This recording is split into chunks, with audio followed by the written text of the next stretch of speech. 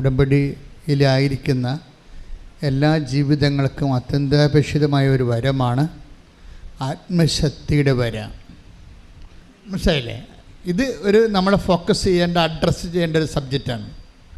ഇപ്പം നിങ്ങളുടെ കാര്യം ഇപ്പോൾ വിവാഹം ഒത്തുവരണില്ല, വസ്തു വിൽക്കണില്ല, ജപ്തി നടപടി വരാൻ പോകുന്നു, നിങ്ങളുടെ രോഗമാണ്, അത് വളരെ മോശകരമായ രോഗമാണ്.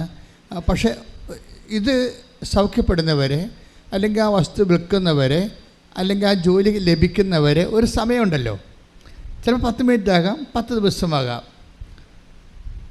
ചില റെയർ കേസിൽ 10 മാസവും ആകാം. പക്ഷേ ഉടമ്പടിയിൽ നിങ്ങൾക്കറിയാം, അതായത് ഇതിൻ്റെ ബൈ ഗ്രേസ്, ഇപ്പോൾ ബൈ പ്രോഡക്റ്റ് എന്ന് പറഞ്ഞപ്പോൾ ഉപ ഉൽപ്പന്നം എന്ന് പറഞ്ഞ പോലെ ഉപവരപ്രസാദമുണ്ട്. എന്നുവെച്ചാൽ നിങ്ങളുടെ സമയം അല്പം നീണ്ടു പോവുകയാണെങ്കിൽ നിങ്ങൾ ഫില്ല് ചെയ്യാനുള്ള ഫില്ലിംഗ് ഗ്രേസ് ഒത്തിരി ഉണ്ട് ഇതിൻ്റെ അകത്ത്. നമ്മളെപ്പോഴും ശ്രദ്ധിക്കേണ്ട കാര്യം ഈ ഫില്ലിംഗ് ഗ്രേസ്, അതായത് ഇതിനെ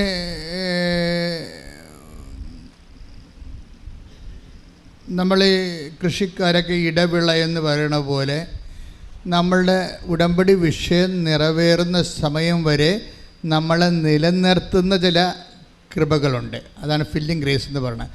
നിലനിർത്തുന്ന കൃപകൾ. ഈ നിലനിർത്തുന്ന കൃപയിൽ പ്രധാനപ്പെട്ടതാണ് ആത്മശക്തി എന്ന് പറയുന്നത്. നമ്മളെപ്പോഴും വസ്തുവിനല്ലേ പ്രാധാന്യം കൊടുക്കുന്നത്, അല്ലേ? വീട്, ജോലി, വിവാഹം, അതുപോലെ തന്നെ പഠനം, വിജയം. പക്ഷെ അത് എത്തണ വരെ, അത് നമ്മൾ അനുഭവിക്കുന്ന വരെ ഉള്ള ടൈം പല ആൾക്കാരും എങ്ങനെയാണ് ചിലവഴിക്കണത്? ടെൻഷൻ അടിച്ചു. ഉടമ്പടി എടുക്കുന്നുണ്ട്, ടെൻഷൻ അടിക്കുന്നുണ്ട്, ഇല്ലേ? ഉടമ്പടി എടുക്കുന്നുണ്ട് അവർ. പക്ഷെ അവർ എങ്ങനെ വല്ലപാട് തോറ്റാലും ജയിച്ചാലും കുഴപ്പമില്ല, റിസൾട്ടൊന്ന് വന്നാൽ മതിയായിരുന്നു. അങ്ങനെ ചിന്തിക്കുന്നവരില്ലേ? തോറ്റാലും ജയിച്ചാലും കുഴപ്പമില്ല, ഈ പണ്ടാരം ഒന്ന് വന്നാൽ മതിയായിരുന്നു, അല്ലേ? അത് ടെൻഷൻ. അതാണ് ഈ ടൈം എങ്ങനെയാണ് ഫില്ല് ചെയ്യണത്. സുവിശേഷം ഇതിനെ ഫില്ല് ചെയ്യണത് ഒരു പ്രത്യേക വരപ്രസാദം കൊണ്ടാണ്. ആത്മശക്തി എന്ന് പറയും. എല്ലാവർക്കും അവകാശമുള്ളതാണ്, ആർക്കും കിട്ടും. ആർക്കും കിട്ടുമെന്ന് നിങ്ങൾക്കറിയാമല്ലോ. ഇപ്പോഴത്തെ ഒരു ഉടമ്പടിയുടെ ഒരു വിഷയമെന്ന് പറയണത്, ഇപ്പം ആമിന താത്താടെ ഒരു ചെറുപ്പക്കാരത്തിയായ ഒരു മുസ്ലിം ലേഡി ഇന്നലെ സാക്ഷ്യം പറഞ്ഞില്ലേ? അപ്പോൾ അവരാ സാക്ഷ്യം നിങ്ങൾ പരിശോധിച്ചാൽ നിങ്ങൾക്ക് മനസ്സിലാകും. ഉടമ്പടി എന്ന് പറയുന്നത് ആരാണ് വിശ്വാസം ഇൻവെസ്റ്റ് ചെയ്യണത്, ആ വിഷയത്തിൻ്റെ മേൽ ദൈവം ഇടപെടും. വിശ്വാസം ആർക്കാണ് അതിൻ്റെ അകത്ത് ഇൻവെസ്റ്റ് ചെയ്യാൻ പറ്റണത്, ഇപ്പോൾ അവർക്ക് അടയാളം കിട്ടും. അത് എക്സ് ഓർ വൈ, അതിനകത്ത് വിശ്വാസത്തിന് ജാതിയില്ല, മതമില്ല, ഒന്നുമില്ല, വിശ്വാസം മാത്രമാണ്. അത് വിശ്വാസം ആർക്കാണ് ഇൻവെസ്റ്റ് ചെയ്യാൻ പറ്റണം? ബൈബിളിൻ്റെ ഒരു നിലപാടതാണ്. ആർക്ക് വിശ്വാസം ഇൻവെസ്റ്റ് ചെയ്യാൻ പറ്റുന്നു, ആർക്ക് വിശ്വാസം പ്രകടിപ്പിക്കാൻ പറ്റുന്നു, പ്രകടിപ്പിക്കാനല്ല പ്രയോഗിക്കാൻ, ആർക്കാണ് നല്ല കപ്പാസിറ്റിയിൽ വിശ്വാസം പ്രഖ്യാപിക്കാനോ പ്രയോഗിക്കാനോ പ്രാർത്ഥിക്കാനോ കഴിയുന്നത്, അവർക്ക് അടയാളം കിട്ടും. അതുകൊണ്ടാണ് ബൈബിൾ പറയണത് വിശ്വസിക്കുന്നവരുടെ കൂടെ അടയാളം ഉണ്ടായിരിക്കും. അത് പറയുമ്പോൾ തന്നെ വിശ്വസിക്കുന്നതിൻ്റെ മേൽ ഒരു 16-17 എടുത്തേ, മർക്കോസിന്റെ സുവിശേഷം. ശ്രദ്ധിക്കട്ടെ. Hallelujah hallelujah hallelujah hallelujah hallelujah യേശുവേ നന്ദി. Hallelujah hallelujah hallelujah hallelujah. Markose 16:17. Markose 16:17. വിശ്വസിക്കുന്നവരോട് കൂടെ, എന്ന് പറഞ്ഞ വിശ്വസിക്കുന്നവരുടെ കൂടെ, വിശ്വസിക്കുന്നവരോട് കൂടെ ഈ അടയാളങ്ങൾ ഉണ്ടായിരിക്കും, ഈ അടയാളങ്ങൾ ഉണ്ടായിരിക്കും. അപ്പോൾ വിശ്വസിക്കുന്നവർക്ക് ദൈവം നൽകണ എന്താണ്? അടയാളമാണ്. അത് ആർക്കും വിശ്വസിക്കാം. അത് ക്രിസ്ത്യൻസ് ആകണമെന്ന് ഒരു നിർബന്ധമില്ല. ക്രിസ്ത്യൻ വിശ്വസിക്കണമെങ്കിൽ ക്രിസ്ത്യൻസ് ആകണം. ആർക്കാണ് ക്രിസ്തുവിൽ വിശ്വസിക്കാൻ കഴിയണത് അവർക്ക് അടയാളം കിട്ടും. കൈയടിച്ച് കർത്താവിനെ സ്തുതിക്കുന്നു. ഞങ്ങളുടെ വിശ്വാസം വർദ്ധിപ്പിക്കണമേ എന്ന് പ്രാർത്ഥിക്കുന്നു, സാക്ഷികളാക്കി ഉയർത്തണമേ എന്ന് പ്രാർത്ഥിക്കുന്നു. പരമദിവ്യകാരുണ്യത്തിന് ആരാധനയും സ്തുതിയും പുകഴ്ചയും ഉണ്ടായിരിക്കട്ടെ. അപ്പൊ ആമിനയുടെ പ്രോബ്ലം എന്താണ്? അവരുടെ പ്രോബ്ലം, അവർക്ക് കുറേ മാസങ്ങളായിട്ട് വയറിങ്ങനെ വീർത്തു വരുന്നു, മലവും മൂത്രവും ഒന്നും പോകുന്നില്ല. അപ്പോൾ അവർക്ക് കുടലിൽ എന്തൊക്കെ കുഴപ്പങ്ങളാണ്, സിസ്റ്റോ ഒക്കെയാണ്. അപ്പോൾ അതിന് കൊളോണോസ്കോപ്പിയൊക്കെ ചെയ്യണം, ഓപ്പറേഷൻ വേണം. ഡോക്ടർ പറഞ്ഞ് ഇനി വരുമ്പോൾ ഓപ്പറേഷൻ റെഡി ആയിക്കൊണ്ട് വരാൻ പറഞ്ഞു. ഓപ്പറേഷൻ റെഡി ആയിക്കൊണ്ട് വരാൻ പറഞ്ഞു. അപ്പോൾ ഒരു ഓപ്പറേഷൻ റെഡിയാകാൻ വേണ്ടി നിന്നപ്പോഴാണ് അവർ യൂട്യൂബിൽ നിന്ന് നമ്മളുടെ ഈ ധ്യാനപ്രസംഗം കേൾക്കുന്നത്. ഈ ധ്യാനപ്രസംഗം അല്ല, ആരും കൊണ്ട് പത്രം കൊടുത്തതല്ല, യൂട്യൂബിൽ നിന്ന് ഈ ധ്യാനപ്രസംഗം കേൾക്കുമ്പോൾ അവിടെ മനസ്സിൽ പരിശുദ്ധാത്മാവിൻ്റെ ഒരു ആന്തരിക അഭിഷേകം കിട്ടും. ഇവിടെ ഈ മാതാവിനെ പോയി കണ്ടാൽ എനിക്ക് ഓപ്പറേഷൻ ഇല്ല, ദൈവം എന്നെ സുഖപ്പെടുത്തുമെന്ന്. അതാണ് ദൈവവിളിയെന്ന് പറയണത്. ദൈവവിളിയെന്ന് പറയണത് നമുക്ക് ദൈവം അത് വിളിക്കുകയാണ് അവർക്കൊരു ധ്യാനപ്രസംഗം എത്രയോ പ്രാവശ്യം ധ്യാനപ്രസംഗങ്ങളൊക്കെ കേൾക്കുന്നു. അവർക്ക് വിളിയുണ്ടാവണം നിർബന്ധമില്ല. അപ്പം ചിലർക്ക് ദൈവം പെട്ടെന്ന് അവർക്ക് അതിനോടുള്ള ഒരു ആത്മീയ ആകർഷണം കൊടുക്കും. ഈ നമ്മൾ ആദ്യം ആകർഷണമായിട്ടാണ് വരണം, ദൈവവിളി വരണതേ. ദൈവവിളി ആകർഷണമായിട്ടാണ് വരണം, നമുക്കതിനോട് ആകർഷണം തോന്നും പെട്ടെന്ന്. അപ്പോഴതാണ് ദൈവവിളി എന്ന് പറയണത്. നമ്മൾ അഭിരുചി എന്നൊക്കെ പറയും, പക്ഷേ എന്തഭിരുചി എന്ന് പറഞ്ഞാലും ആദ്യം വരണത് ആകർഷണമാണ്. ഈശോ ഉപയോഗിച്ച വാക്ക് ആകർഷണമാണ്. എനിക്ക് തോന്നുന്നത് ഈ യോഹന്നാൻ്റെ സുവിശേഷം 6:27 ആകർഷണം. എൻ്റെ പിതാവിനാൽ ആകർഷിക്കപ്പെടാതെ take the word of God. ശ്രദ്ധിക്കട്ടെ. Hallelujah hallelujah hallelujah hallelujah. യേശുവേ നന്ദി. ഹല്ലേലൂയ. യോഹന്നാൻ 6:44. യോഹന്നാൻ 6:44. എന്നെ അയച്ച പിതാവ് പറഞ്ഞേ, എന്നെ അയച്ച പിതാവ് ആകർഷിച്ചാലല്ലാതെ ഒരുവനും എന്റെ അടുക്കിലേക്ക് വരാൻ സാധിക്കുകയില്ല. അപ്പൊ ഈ ആകർഷണം എന്നാണ് ദൈവവിളി എന്ന് പറയുന്നത്. ഞങ്ങൾ സാധാരണഗതിയിലെ അച്ഛന്മാർ സിസ്റ്റേഴ്സൊക്കെ ആകുമ്പോൾ ഞങ്ങൾക്ക് ആദ്യം ഉണ്ടാകുന്ന ഒരു ആകർഷണമാണ് ക്രിസ്തുവിനോട്. അപ്പോൾ ഞങ്ങൾ ആകർഷിക്കപ്പെട്ട് കഴിയുമ്പോൾ, ശുശ്രൂഷയ്ക്ക് ആകർഷിക്കപ്പെട്ട് കഴിയുമ്പോൾ ഞങ്ങൾ പിന്നെ അതിൻ്റെ അടുത്ത സ്റ്റെപ്പുകൾ എടുക്കും. അപ്പോൾ ദൈവവിളിയെന്ന് പറയണത് ഞങ്ങൾക്കായാലും നിങ്ങൾക്കായാലും ബേസിക്കായിട്ട് ഇത് ആകർഷണമാണ്. ഇപ്പം തന്നെ പക്ഷെ ആകർഷിക്കുമ്പോൾ നിങ്ങൾ ഓർക്കണം, ആരാണ് ആകർഷിക്കുന്നത്? ദൈവം, പിതാവായ ദൈവമാണ്. കണ്ട 6:44 എന്ന് പറഞ്ഞ് എൻ്റെ പിതാവിനാൽ ആകർഷിക്കപ്പെടാതെ ആർക്കും എൻ്റെ അടുത്ത് വരുവാൻ സാധിക്കുകയില്ല. അപ്പം ഇതിൻ്റെ അകത്ത് ആകർഷണം വരുമ്പോൾ ഈ ആകർഷണത്തിന് എപ്പോഴും നമ്മൾ ശ്രദ്ധിക്കേണ്ട ഒരു വിഷയം, ഇപ്പം നമ്മൾ ഇടിമിന്നലിൻ്റെ ഇപ്പോൾ വർഷകാലത്ത് കാലവർഷത്തിന് വലിയ ഇടിമിന്നലൊന്നുമില്ല, ചെറിയ ചുരുക്കം ഇടിമിന്നലൊക്കെ ഉണ്ടാകത്തുള്ളൂ. പക്ഷെ കൂടുതൽ ആൾക്കാർക്ക് അപകടമൊക്കെ ഉണ്ടാകുന്നത് തുലാവർഷത്തിലെ ഇടിമിന്നലാണ് അല്ലേ. അപ്പോൾ നമ്മൾ ഉടനെ പത്രത്തിലൊക്കെ പറയും, ടി വിയിൽ പറയും, സോഷ്യൽ മീഡിയയിലൊക്കെ പറയും, ഇടിമിന്നലിൻ്റെ കാലത്ത് തുറസായ സ്ഥലത്ത് കൂടി പോകരുത്, അതുപോലെ തന്നെ ഇടിമിന്നലേക്കുന്ന പാത്രങ്ങൾ മുറ്റത്ത് വെക്കരുത് അല്ലേ. അപ്പോൾ അതൊക്കെ ആകർഷണമുണ്ട് അതിനൊക്കെ. ഇതുപോലെ നമ്മുടെ മനസ്സിലും ദൈവവിളിക്ക് കിട്ടാനുള്ള കുറേ ആകർഷണങ്ങളുണ്ട്. അത് ആ മനസ്സ് ഒന്ന് ഒരുക്കിയെടുത്താൽ ഈ ആകർഷണം ആർക്കും കിട്ടും. മനസ്സിലായില്ലേ? ഒരു മനസ്സൊന്ന് ഒരുക്കിയെടുത്താലേ, അതായത് ദൈവത്തിനുള്ള ഒരു വിഷയം, ദൈവം ശക്തിമാണ്, ദൈവത്തിന് നമ്മൾ ദൈവസ്നേഹമാണെന്ന് പറയുമ്പോൾ ഹീസ് എ പേഴ്സൺ. പക്ഷേ ആ സ്നേഹം അനുഭവേദ്യമാകുന്നത് പവറിലാണ്, ശക്തിയിലാണ്. അതേസമയത്ത് നമ്മൾക്ക് ഈ ദൈവസ്നേഹത്തെ അതിനോട് കിടപിടിക്കുന്ന രീതിയിലുള്ള മനുഷ്യരോടുള്ള സ്നേഹവും ജീവജാലങ്ങളോടും പ്രകൃതിയോടും ശുദ്ധവെള്ളം, ഇപ്പോൾ അത് മനുഷ്യനൊക്കെ ജീവിക്കണത് എന്താണ്? ശുദ്ധവായു അല്ലേ. ഈ ശുദ്ധവായുവായിട്ട് നിലനിൽക്കണം. ഞാൻ പുക വലിച്ച് ഈ വായുവിനെ മലിനമാക്കരുത്. അപ്പോൾ ഞാൻ ശുദ്ധവായുവിനെ സ്നേഹിക്കുമ്പോൾ ഞാൻ ജനങ്ങളെയാണ് സ്നേഹിക്കണത്. ശരിക്കും പറഞ്ഞാൽ അത് സ്നേഹമാണ്. നമുക്ക് ഇനിയൊക്കെ പ്രകൃതിയെ സ്നേഹിക്കാതെ ഇവിടെ സർവൈവിങ് നടക്കത്തില്ല. പ്രകൃതിയെ സ്നേഹിക്കാതെ, അതിനെ മലിനമാക്കാതെ, അതിനെ വെർജിനായിട്ട് സൂക്ഷിക്കാത്തോളം കാലം നമുക്കിനി ജീവിക്കാൻ പറ്റത്തില്ല. കാര്യം നിങ്ങളറിയണമെങ്കിൽ, ഞാനിപ്പോൾ എനിക്ക് 63 വയസ്സായി, പക്ഷേ നിങ്ങളറിയണമെങ്കിൽ ഞാൻ എൻ്റെ കുഞ്ഞുനാളിലൊക്കെ കാണുന്ന തോടല്ലല്ലോ ഇപ്പോൾ കാണുന്നത്, തോടും പുഴയുമൊക്കെ. ഇപ്പം ഞാൻ എല്ലാ ദിവസവും തന്നെ പെരിയാറ്റിൽ കുളിക്കണം. ആലുവയിൽ പഠിക്കുന്ന കാലത്ത് എല്ലാ ആഴ്ചയിലും 3-4 പ്രാവശ്യം പെരിയാറ്റിൽ കുളിക്കുന്ന ആളാണ്. ഇപ്പോൾ പുഴ കാണാൻ എനിക്ക് ഭയങ്കര ഇഷ്ടമാണ്. അപ്പോൾ ഈ പുഴയിൽ പക്ഷേ ഇപ്പം നോക്കിയാൽ നമുക്ക് സങ്കടം വരും. പെരിയാറിനെ നമുക്ക് ഇറങ്ങാൻ പോലും തോന്നത്തില്ല. എന്താ? It is polluted. ലോകത്തിലുള്ള മുഴുവൻ ഫാക്ടറികളെല്ലാം അതിൻ്റെ ഔട്ട്ലെറ്റ് എല്ലാം അതിൻ്റെ ഇത് വെച്ച് അത് പൊല്യൂട്ടഡ് ആയി കഴിഞ്ഞു. വെള്ളം മാറിപ്പോയി. ശരിക്കും പറഞ്ഞാൽ ഒരു മാരക പാപകമാണ്. മനുഷ്യരാശി ഒന്നടങ്കം പൊതുവെ പൊതുജനത്തിൻ്റെ ആരോഗ്യത്തെ നശിപ്പിക്കുന്ന വ്യവസായ മലിനീകരണങ്ങൾ ഒരു മാരക പാപമാണ് ശരിക്കും പറഞ്ഞാൽ. അപ്പോൾ ഇത് ഞാനായിട്ട് അതിനൊരു വഴി വെക്കരുത് എന്ന് പറയുമ്പോൾ ആകർഷണമാകും ദൈവത്തിന്. കാര്യം ദൈവമല്ലേ ശുദ്ധമായിട്ട് സൂക്ഷിച്ചതല്ല. വെള്ളമായാലും വായുവായാലും ശുദ്ധമായി സൂക്ഷിക്കണം, നിലനിൽക്കണമെന്ന് പറഞ്ഞത്. അപ്പം നമ്മളായിട്ട് അതിനെ പൊല്യൂട്ടഡ് ആക്കരുത്, നമ്മുടെ പ്രദേശങ്ങളിലൊരു വേസ്റ്റൊക്കെ ഇട്ട് നശിപ്പിച്ച് കളയരുത് എന്ന് ഞാൻ ചിന്തിച്ചാൽ അപ്പോഴവിടെ വെച്ച് നിനക്ക് ആകർഷണം കിട്ടും. നിൻ്റെ തിന്മയ്ക്ക് വേണമെങ്കിൽ നിനക്ക് ചിന്തിക്കുക. തിന്മയായിട്ട് ഞാൻ നന്നായതുകൊണ്ട് എന്ത് കാര്യം, ബാക്കിയുള്ള കൊണ്ടൊന്നും അത് ഇടത്തില്ലേ? അതല്ല, അക്കൗണ്ട് ചോദിക്കുമ്പോൾ നിൻ്റെ കാര്യമേ ചോദിക്കത്തുള്ളൂ. ഇത് ഞാനിപ്പോൾ എന്തിനെക്കുറിച്ചാണ് സംസാരിച്ചത്? ദൈവ ആകർഷണം എങ്ങനെ നമ്മൾക്ക് കൾട്ടിവേറ്റ് ചെയ്തെടുക്കാൻ പറ്റും, ദൈവാകർഷണത്തെ എങ്ങനെ മനുഷ്യനെ സ്നേഹിക്കണം, ചുറ്റുപാടുകളെ സ്നേഹിക്കണം.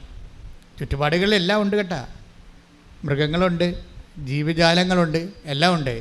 അപ്പം ഇത് അങ്ങനെ ഒരു മൈൻഡ് സെറ്റ് നീ ക്രിയേറ്റ് ചെയ്താൽ അന്ന് മൂലം നിങ്ങൾക്ക് ദൈവാകർഷണം ഉണ്ടാകും. സൃഷ്ടിയെ നിലനിർത്താൻ വേണ്ടി അതിനെ മലിനവശമാക്കാതെ ഇരിക്കാൻ തീരുമാനിച്ചാൽ, അതിനെ പരിപോഷിപ്പിക്കാൻ തീരുമാനിച്ചു കഴിഞ്ഞാൽ, നീ ചെയ്യണ കാര്യം ദൈവനാമത്തിൽ ചെയ്തു കഴിഞ്ഞാൽ അങ്ങനെ ആർക്കും ചെയ്യാം. പക്ഷെ നമ്മൾക്കുള്ള ഗുണം എന്താണെന്നറിയാവോ?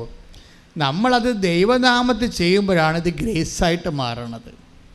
അല്ലെങ്കിൽ സാധാരണ ഒരു മാനവിക പ്രവർത്തനമായിട്ട് മാറുകയുള്ളു. നമ്മളത് ദൈവമേ നിൻ്റെ നാമത്തിലാണ് ഞാൻ ഈ വിഷയം ചെയ്യേണ്ടത്. മനുഷ്യനെ കാണിക്കാനോ ഒപ്പിക്കാനോ നല്ല പേരെടുക്കാനോ ഒന്നുമല്ല, എല്ലാം നിൻ്റെ നാമത്തിൽ പ്രാർത്ഥിക്കുക. ദൈവമേ എല്ലാം നിൻ്റെ നാമത്തിൽ ചെയ്യുവാനും സമൂഹത്തിനും ഭൂമിക്കും ഒരു അലങ്കാരമായി ജീവിക്കുവാനും എന്നെ സുവിശേഷ വെളിച്ചത്താൽ എന്റെ കണ്ണ് തുറക്കണമേ. ശ്രദ്ധിക്കട്ടെ.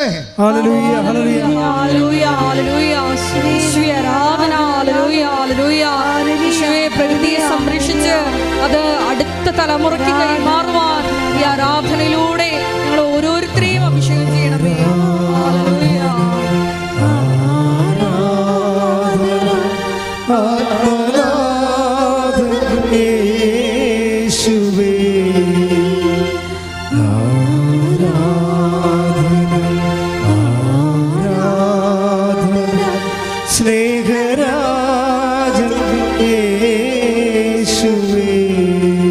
പരിശുദ്ധ പരമദിവ്യകാരുണ്യത്തിന്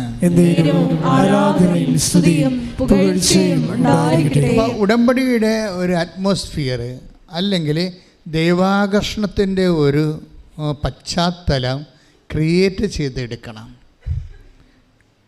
അപ്പോൾ ഇപ്പോൾ ഈ ആമിനയോട് ഡോക്ടർ പറഞ്ഞതെന്താണ്? നീ ഓപ്പറേഷന് റെഡിയായിട്ട് വരിക. കാര്യം വലിയ നിസ്സാര കാര്യമില്ല. ഞങ്ങൾക്ക് 2-3 പ്രാവശ്യം തന്നെ 2-3 ദിവസം തന്നെ ഈ മരവും മുതലൊക്കെ പോകാതിരുന്നപ്പോൾ മയറൊക്കെ വീർത്ത് മനുഷ്യൻ ശ്വാസം മുട്ടുന്ന അവസ്ഥയിലേക്ക് വല്ലാത്ത കണ്ടീഷനായി പോകും. ഓപ്പറേഷൻ അല്ലാതെ സ്കാൻ ചെയ്ത് നോക്കിയിട്ട് വേറെ മാർഗ്ഗമൊന്നും ഇല്ല താനും. പക്ഷേ ഇവരെന്നെ ചെയ്യണത്, ഇവർ ഈ അതിൻ്റെ ഇടയ്ക്കാണ് ഇവർ യൂട്യൂബിൽ ധ്യാനം കാണുകയും ഇവർ നേരെ ഇവിടെ വന്ന് ഉടമ്പടി ചെയ്യുകയും ചെയ്യും. ഉടമ്പടി ചെയ്ത് കഴിയുമ്പോൾ ഇവർക്ക് ഭയങ്കര അഭിഷേകം കിട്ടും. പിന്നെ അവരതിനു വേണ്ടി എല്ലാം ഓരോ കാര്യം ചെയ്യും. കാര്യം ഉടമ്പടി എടുത്ത് പുറത്തിറങ്ങിയപ്പോൾ തന്നെ അവർക്ക് മനസ്സിലായി, അവർ ഹീലായെന്ന് മനസ്സിലായി. അത് ഭയങ്കര സ്പീഡായിരുന്നു. സാധാരണ ഉടമ്പടിയേക്കാൾ കൂടുതൽ സ്പീഡായിരുന്നു ഈ ആമീനയുടെ ഉടമ്പടിക്ക്. അത് നിങ്ങൾ സാക്ഷി വിട്ടിട്ടുണ്ട്, നിങ്ങൾ നോക്കിയാൽ മതി. അപ്പോൾ അവർക്ക് അത്രയും ആശ്വാസം, നിങ്ങൾക്കറിയാമല്ല, ഈ ഒരു വിഷയത്തിൽ ആശ്വാസം പ്രാപിക്കുക എന്ന് വെച്ച് കഴിഞ്ഞാൽ ഒരു വല്ലാത്ത ആശ്വാസമാണ്. അത് അനുഭവിച്ചാൽ മാത്രമേ മനുഷ്യനെ അറിയാൻ പറ്റത്തുള്ളത്. അത്രയും ഇതായി. പക്ഷേ അതിനുശേഷം ഇവരെന്താ ചെയ്യണമെന്ന് വെച്ച് കഴിഞ്ഞാൽ ഇവർ പത്രമെല്ലാം ആൾക്കാർക്ക് കൊടുക്കും. അവരുടെ തുണിക്കടയിലാണ് അവർക്ക് തുണിക്കടയാണ് ഉള്ളത്. ആ തുണിക്കടയിൽ നിന്നുകൊണ്ട് അവർ പറയണ വാക്കുകളൊക്കെ രസമാണ്. ഞാൻ മാതാവിനെക്കുറിച്ച് പറഞ്ഞ് മനസ്സിലാക്കി പഠിപ്പിച്ചിട്ടാണ് പത്രം കൊടുക്കണമെന്ന് എന്നാണ് അവർ പറഞ്ഞിരിക്കണേ. അപ്പോൾ നിങ്ങൾ ചിന്തിക്കണം, നിങ്ങളിത് എങ്ങനെ പത്രം കൊടുക്കണമെന്ന്. കത്തോലിക്കരുടെ കാര്യം പോക്കാണ്. എന്താ കാര്യം? ചില ആൾക്കാർ സാരിയുടെ അകത്ത് കൊണ്ടേ കക്ഷത്ത് പത്രവും വെച്ച് സാരിയിട്ട് മൂടിക്കൊണ്ടേ കുമ്പസാരക്കുണ്ടിൻ്റെ അവിടെ നിൽക്കും. എന്നിട്ട് ആൾക്കാർ പോകാൻ വേണ്ടി അങ്ങോട്ട് ഇങ്ങോട്ട് നോക്കും. ആളില്ലെന്ന് കാണുമ്പോൾ കുമ്പസാരക്കുണ്ട് അടി വെച്ച് ഓടിക്കണം. ഇങ്ങനെയുള്ള പെരിച്ചാഴികൾ ഉടമ്പെടുത്തിട്ടുണ്ട്. അവർക്കൊക്കെ ഈ സാക്ഷി ഒരു നാണക്കേടാണ് ശരിക്കും പറഞ്ഞാൽ. അവരിവിടെ നിൽക്കുന്നു, ഈ സഹോദരി ഇവിടെ നിൽക്കുന്നു, വ്യത്യാസം ഉണ്ടാവും.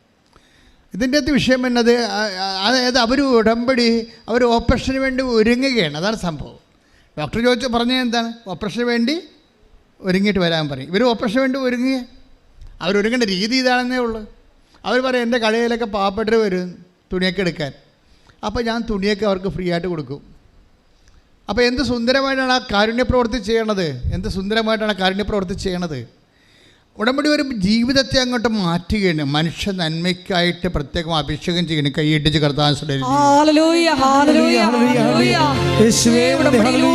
ഞങ്ങളുടെ ജീവിതത്തെ വിശുദ്ധീകരിക്കുകയും നവീകരിക്കുകയും ചെയ്യുന്നു. അവിടുത്തെ കാരുണ്യത്തിൽ നന്ദി പറയുന്നു. നീ വരൂ ദൈവം കാരുണ്യമേ, നീ വരൂ ദൈവം കാരുണ്യമേ, നീ വരൂ ദൈവം കാരുണ്യമേ, ജീവിതം നിന്റെ കാരുണ്യമേ, ജീവനേ നിത്യ കാരുണ്യമേ, ജീവിതം നിന്റെ കാരുണ്യമേ, ജീവനേ നിത്യ കാരുണ്യമേ. പരിശുദ്ധ പരമ ദിവ്യകാരുണ്യത്തിന് എന്നേരവും ആരാധനയും സ്തുതിയും പുകഴ്ചയും ഉണ്ടായിരിക്കട്ടെ. അപ്പോൾ എന്നിട്ട് ഡോക്ടറുടെ അടുത്ത് ചെല്ലും. അപ്പോൾ ഡോക്ടർ ചോദിച്ചും ഓപ്പറേഷൻ എല്ലാം റെഡി ആയിട്ടല്ലേ വന്നിരിക്കണത്. അപ്പോൾ അവർ പറയും ഞാൻ റെഡി ആയിട്ടാണ് വന്നിരിക്കുന്നത് ഡോക്ടറെ. എന്ന് വെച്ച് കഴിഞ്ഞാൽ അവരുദ്ദേശിക്കുന്നത് എന്താണ്? ഞാൻ ആത്മീയമായിട്ടൊക്കെ ഒരുങ്ങി. എന്നിട്ട് ഡോക്ടർ പറയും എങ്കിലും ഡോക്ടർ ഒന്ന് സ്കാൻ ചെയ്യണം. അപ്പോൾ ഡോക്ടർ ചോദിക്കും എന്നായി സ്കാൻ ചെയ്യണത്? നമ്മളെല്ലാം സ്കാൻ ചെയ്ത് കറക്റ്റാക്കിയതില്ലേ? അതല്ല ഡോക്ടർ, ഞാനൊരു പ്രാർത്ഥന ചെയ്യുന്നുണ്ട്, അതാണ് വിഷയം. ഇത്രയും വിശ്വസിക്കാൻ കഴിയണം. ഞാനൊരു പ്രാർത്ഥന ചെയ്യുന്നുണ്ട്, അപ്പോൾ ദൈവം എന്നെ സുഖപ്പെടുത്തിയിട്ടുണ്ടെന്ന് എൻ്റെ മനസ്സ് പറയുന്നുണ്ട്. അപ്പം സ്കാൻ ചെയ്യുമ്പോൾ ഡോക്ടറിനത് മനസ്സിലാകും. അതുപോലെ ഡോക്ടർ അവരെ വിശ്വസിക്കും. സ്കാൻ ചെയ്ത് നോക്കിയപ്പോഴേ ഈ പറഞ്ഞ സിസ്റ്റ് കാണാനില്ല. ശ്രദ്ധിക്കട്ടെ.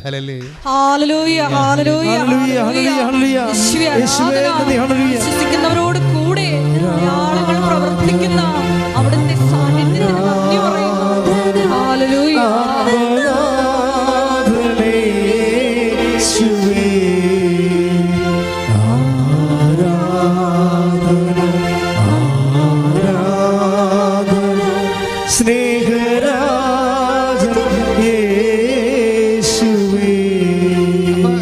ഡോക്ടർ കുടൽ ചുരുങ്ങുമ്പോഴാണല്ലോ ഇതുപോലെ കോൺസ്റ്റിപ്പേഷനൊക്കെ ഉണ്ടാകുന്നത്. അപ്പം അതിനും അതുപോലെ അകത്ത് സിസ്റ്റം, മാംസം, PCOD അങ്ങനെ പല വിഷയങ്ങളൊക്കെ ഉണ്ടാകുമ്പോഴുണ്ട്. അപ്പം ഇതെന്തോ ഇതൊക്കെയാണ് സിസ്റ്റർ എന്തൊക്കെ സ്കാനിൽ എന്തൊക്കെ കണ്ടിട്ടാണ് ഓപ്പറേഷൻ ചെയ്യണമെന്ന് പറഞ്ഞത്. പക്ഷേ ഇപ്പോൾ ഇവർക്കറിയാം ആ ഉടമ്പടി തൈലം ഇവർ കൃത്യമായിട്ട് വയറ്റിൽ അപ്ലൈ ചെയ്യും. വിശ്വാസപ്രമാണം ചൊല്ലിയൊക്കെ. അപ്പോൾ വയറ്റിൽ നിന്നുള്ള എല്ലാ കെട്ടിക്കിടക്കണ മലവും മൂത്രമൊക്കെ പുറത്തു പോകും. അതങ്ങനെ രക്ഷപ്പെടണത്. അതുകൊണ്ടാണ് ഇവരിത്രയും കൃത്യമായിട്ട് പറയാൻ കാരണം. എൻ്റെ മക്കളെ വിഷയം എന്ന് പറയുന്നത്, എനിക്ക് നിങ്ങളെ ഒത്തിരി പേര് ഉടമ്പടി ചെയ്യുമ്പോൾ എനിക്ക് ഉത്കണ്ഠയാണ് വരണത്. എനിക്ക് സന്തോഷത്തെക്കാൾ ഉപരി ഒരു ഉത്കണ്ഠയാണ് വരുന്നത്. എന്നുവെച്ചാൽ ഇതൊക്കെ അറിഞ്ഞുകൊണ്ടാണ് ഇതൊക്കെ ചെയ്യണത്. അതാ ചുമ്മാ ആൾക്കാരുടെ ഈ തിരക്ക് കാരണം ഓരോരുത്തരും സുഖപ്പെട്ടതും ഫേസ്ബുക്കിൽ അതുപോലെ യൂട്യൂബിലൊക്കെ കണ്ടിട്ട് ഒരു പരീക്ഷിക്കാൻ വേണ്ടി, എന്നാൽ പിന്നെ ഞാനായിട്ട് ഉടമ്പടി എടുക്കാതിരിക്കണത് എന്തിനാണ്, ഞാനും എടുത്തേക്കാമെന്നും പറഞ്ഞുകൊണ്ട് അങ്ങനെ എല്ലാവരും പോകുന്നു. അതുകൊണ്ട് ഞാനും എടുക്കണമെന്ന രീതിയിൽ യാന്ത്രികമായിട്ട് എടുക്കുകയാണെങ്കിൽ അവർ കുറച്ചുകൂടി ഈ സാധനം പഠിക്കണമെന്ന് എൻ്റെ ഒരു അപേക്ഷ. നിങ്ങൾ പഠിക്കണം. രണ്ട് തരത്തിൽ നമുക്ക് പഠിക്കാൻ പറ്റും. സാക്ഷ്യം കേട്ടാൽ പഠിക്കാൻ പറ്റും. പിന്നെ എന്ത് പഠിക്കാൻ പറ്റും? പിന്നെ സാക്ഷ്യം കേട്ടാൽ പഠിക്കാൻ പറ്റും. പിന്നെ ഉടമ്പടി ധ്യാനം കേൾക്കുമ്പോൾ പഠിക്കാൻ പറ്റും. പവന്മാറ്റ 24 ക്യാരറ്റിൻ്റെ സാക്ഷ്യങ്ങളുണ്ട്. ഈ അമിന സാക്ഷ്യങ്ങളൊക്കെ ഒരു 20-22 ക്യാരറ്റൊക്കെയാണത് സാക്ഷ്യം. പക്ഷേ 24ൻ്റെ തനി തങ്കം പിടിച്ച സാക്ഷ്യങ്ങളുണ്ട്. എന്താ കാര്യം? അത് ഈ ആഴ്ചയിൽ വന്ന സാക്ഷ്യങ്ങൾ ഒന്ന് സാക്ഷ്യം തനി തങ്കം മാറ്റാൻ. അതുപോലെ അഗസ്റ്റിൻ്റെ സാക്ഷ്യമാണ് വയനാട് നിന്ന്. അത് സാക്ഷ്യം കണ്ട ഈ മനുഷ്യന് ഉടമ്പടി എടുത്ത് ഒരു 3 ദിവസം കഴിഞ്ഞപ്പോൾ തന്നെ ഈ മനുഷ്യൻ അറസ്റ്റിലായി, ജയിലിലായി അയാൾ. അപ്പോൾ നോക്കിയാൽ ഉടമ്പടി എടുക്കണത് എന്തിനാണ്? എല്ലാത്തിനും രക്ഷപ്പെടാനല്ല നമ്മൾ ഉടമ്പടി എടുക്കണത്. പക്ഷേ ഉടമ്പടി എടുക്കുക ഈ മനുഷ്യൻ, പോലീസ് വന്ന് ഇയാളെ ആരോ കൊടുത്ത കേസിൽ ഇയാളെ അറസ്റ്റ് ചെയ്തിട്ട് ജാമ്യം പോലും കിട്ടാത്ത അറസ്റ്റാണ്. അയാൾ ജയിലിലായി. ജയിലിലാവുമ്പോൾ ഈ അഗസ്ത്യൻ ചെയ്യേണ്ട കാര്യങ്ങളുണ്ട്. അതാണ് നമ്മുടെ തനി തങ്കം എന്ന് പറയുന്നത്. ഇപ്പോൾ നമ്മൾ പ്രതീക്ഷയുടെ ഉടമ്പടിയുടെ റേഞ്ച് ഇപ്പം നമുക്ക് കറക്റ്റ് കാൽക്കുലേഷൻ ചെയ്യാൻ പറ്റണില്ല. കാര്യം സാക്ഷ്യങ്ങളുടെ നിലവാരം അങ്ങനെ പോകണം. അഗസ്ത്യൻ എന്നിട്ട് എന്താ ചെയ്യണമെന്ന് വെച്ചാൽ ഇയാളെ അറസ്റ്റ് ചെയ്ത് കൊണ്ടുപോകുമ്പോൾ 3 സാധനം ഇയാളെ കൂടെ കൊണ്ടുപോകും ജയിലിൽ. എന്തൊക്കെയാണ്? ഉടമ്പടി കാശ് രൂപ, പിന്നെ എന്താണ് ഉടമ്പടി ബുക്ക്, പ്രാർത്ഥനാ ബുക്ക്, പിന്നെ എന്താണ് ഉടമ്പടി പത്രം. ഈ 3 കൊണ്ടാണ് ജയിലിൽ പോണത്. ഈ ജയിലിൽ പോകുമ്പോൾ സൂപ്രണ്ട് അവിടെ പിടിച്ചു വെക്കും. ഈ ഇതൊന്നും ജയിലിൽ കയറ്റാൻ പറ്റത്തില്ല, പത്തിയാണല്ലേ. അവസാനം ഇവിടം വരെ എത്തിയല്ല, അയാളെ കളിയാക്കും. നിങ്ങളുടെ പത്തി കൂടുതലാണല്ലേ, അങ്ങനെ ഇവിടെ എത്തിയെന്ന് വിളിച്ചു കളിയാക്കും. പത്തിക്കാരന് അവസാനം ജയിലിലാണല്ലോ എത്തിയിരിക്കണത്. പക്ഷേ അതൊന്നുമില്ല സാറേ, ഞാൻ ഇവിടുന്ന് പോകുമെന്ന് പറയും. അത് വേറെ ലെവലാണ്. കാര്യം അഗസ്റ്റിന് ഉള്ളിൽ പരിശുദ്ധാത്മ പറയുന്നുണ്ട്. അതാണ് പ്രശ്നം. നമുക്ക് അതായത് നമ്മൾ ഉടമ്പടി എടുക്കുമ്പോൾ ദൈവമായിട്ട് നമ്മൾ നല്ല ഓക്കെയാണ്, സിൻസിയർ ആണെങ്കിൽ പരിശുദ്ധാത്മാവും നമ്മുടെ ഉള്ളിൽ നിന്ന് നമുക്ക് കമ്മ്യൂണിക്കേഷൻ എല്ലാ കമ്മ്യൂണിക്കേഷൻ നഷ്ടപ്പെട്ടാലും, ഇപ്പം മണിപ്പൂരൊക്കെ ഇത്രയും വലിയ വംശഹത്യ നടക്കുമ്പോഴും അവിടെ എന്തുകൊണ്ടാണ് ഒത്തിരി പേര് സർവൈവ് ചെയ്യുന്നത്? ഇപ്പോഴും അവർ ആ കുഞ്ഞുങ്ങളെ വരെ ഹല്ലേലൂയ പാടുന്നില്ലേ? 144 ശവപ്പെട്ടിയാണ് നിരത്തി വെച്ചിരിക്കുന്നത് മണിപ്പൂരിലെ. ഈ ജനാധിപത്യ രാജ്യം ഇത് കാണണം, ലോകം ഇത് കാണുന്നുണ്ട്. എങ്ങനെയൊക്കെ നമ്മൾ ജനാധിപത്യത്തെ വെള്ളപ്പൂശാൻ നോക്കിയാലും ലോകം ഇത് കാണുന്നുണ്ട്. അപ്പോൾ ഇങ്ങനെ ഒത്തിരി കാലം ഇങ്ങനെ ജനാധിപത്യമാണെന്നും പറഞ്ഞ് നമുക്കിതുപോലെ തുടരാൻ പറ്റത്തില്ലെന്നുള്ള ഉറപ്പായ കാര്യമാണ്. പക്ഷേ ഇത് അതിനേക്കാൾ വലിയ കാഴ്ച അവശേഷിക്കുന്നവൻ്റെ ആത്മധൈര്യത്തോടെ അവൻ പാടുന്ന ഹല്ലേലൂയ ഗീതങ്ങളാണ്. ശ്രദ്ധിക്കട്ടെ, ഹല്ലേലൂയ. പ്രതിസന്ധി ഘട്ടങ്ങളിൽ വിശ്വാസം പ്രഖ്യാപിക്കാനുള്ള വലിയ കൃപ ഞങ്ങൾക്ക് ഓരോരുത്തർക്കും പ്രദാനം ചെയ്യണമേ.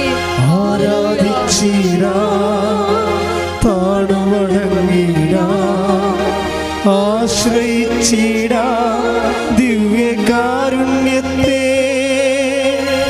ആരാധിച്ചിടാ താടുവണങ്ങിടാ, ആശ്രയിച്ചിടാ ദിവ്യകാരുണ്യത്തെ. പരിശുദ്ധ പരമ ദിവ്യകാരുണ്യത്തിന് ആരാധനയും സ്തുതിയും പുകഴ്ചയും ഉണ്ടായിരിക്കട്ടെ. അപ്പോൾ ഈ അഗസ്ത്യന് സൂപ്രണ്ട് കൃപാസനം പത്രം കൊടുക്കത്തില്ല, കാശ്വര്യം കൊടുക്കത്തില്ല, അതുപോലെ തന്നെ പാത്രാപുസ്തകം കൊടുക്കത്തില്ല. അയാൾ വിലങ്ങ് വെക്കപ്പെട്ടവനായിട്ട് ജയിലിലിട്ട് തള്ളും.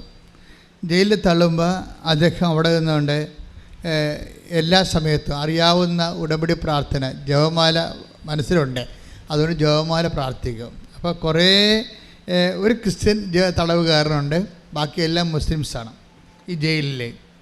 അപ്പോൾ ഇവൻ ക്രിസ്ത്യൻ തടവുകാരനോട് പറയും, നിനക്ക് ജപമാല അറിയാൻ പാടില്ലെങ്കിൽ ഞാൻ നിനക്ക് പഠിപ്പിക്കാം.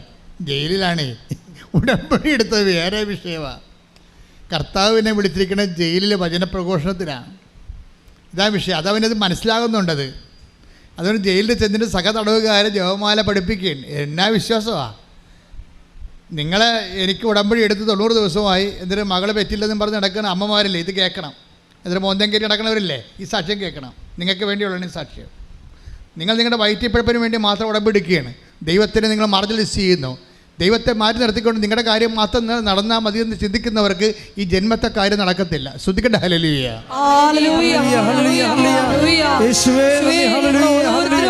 ഉടമ്പടിയിലൂടെ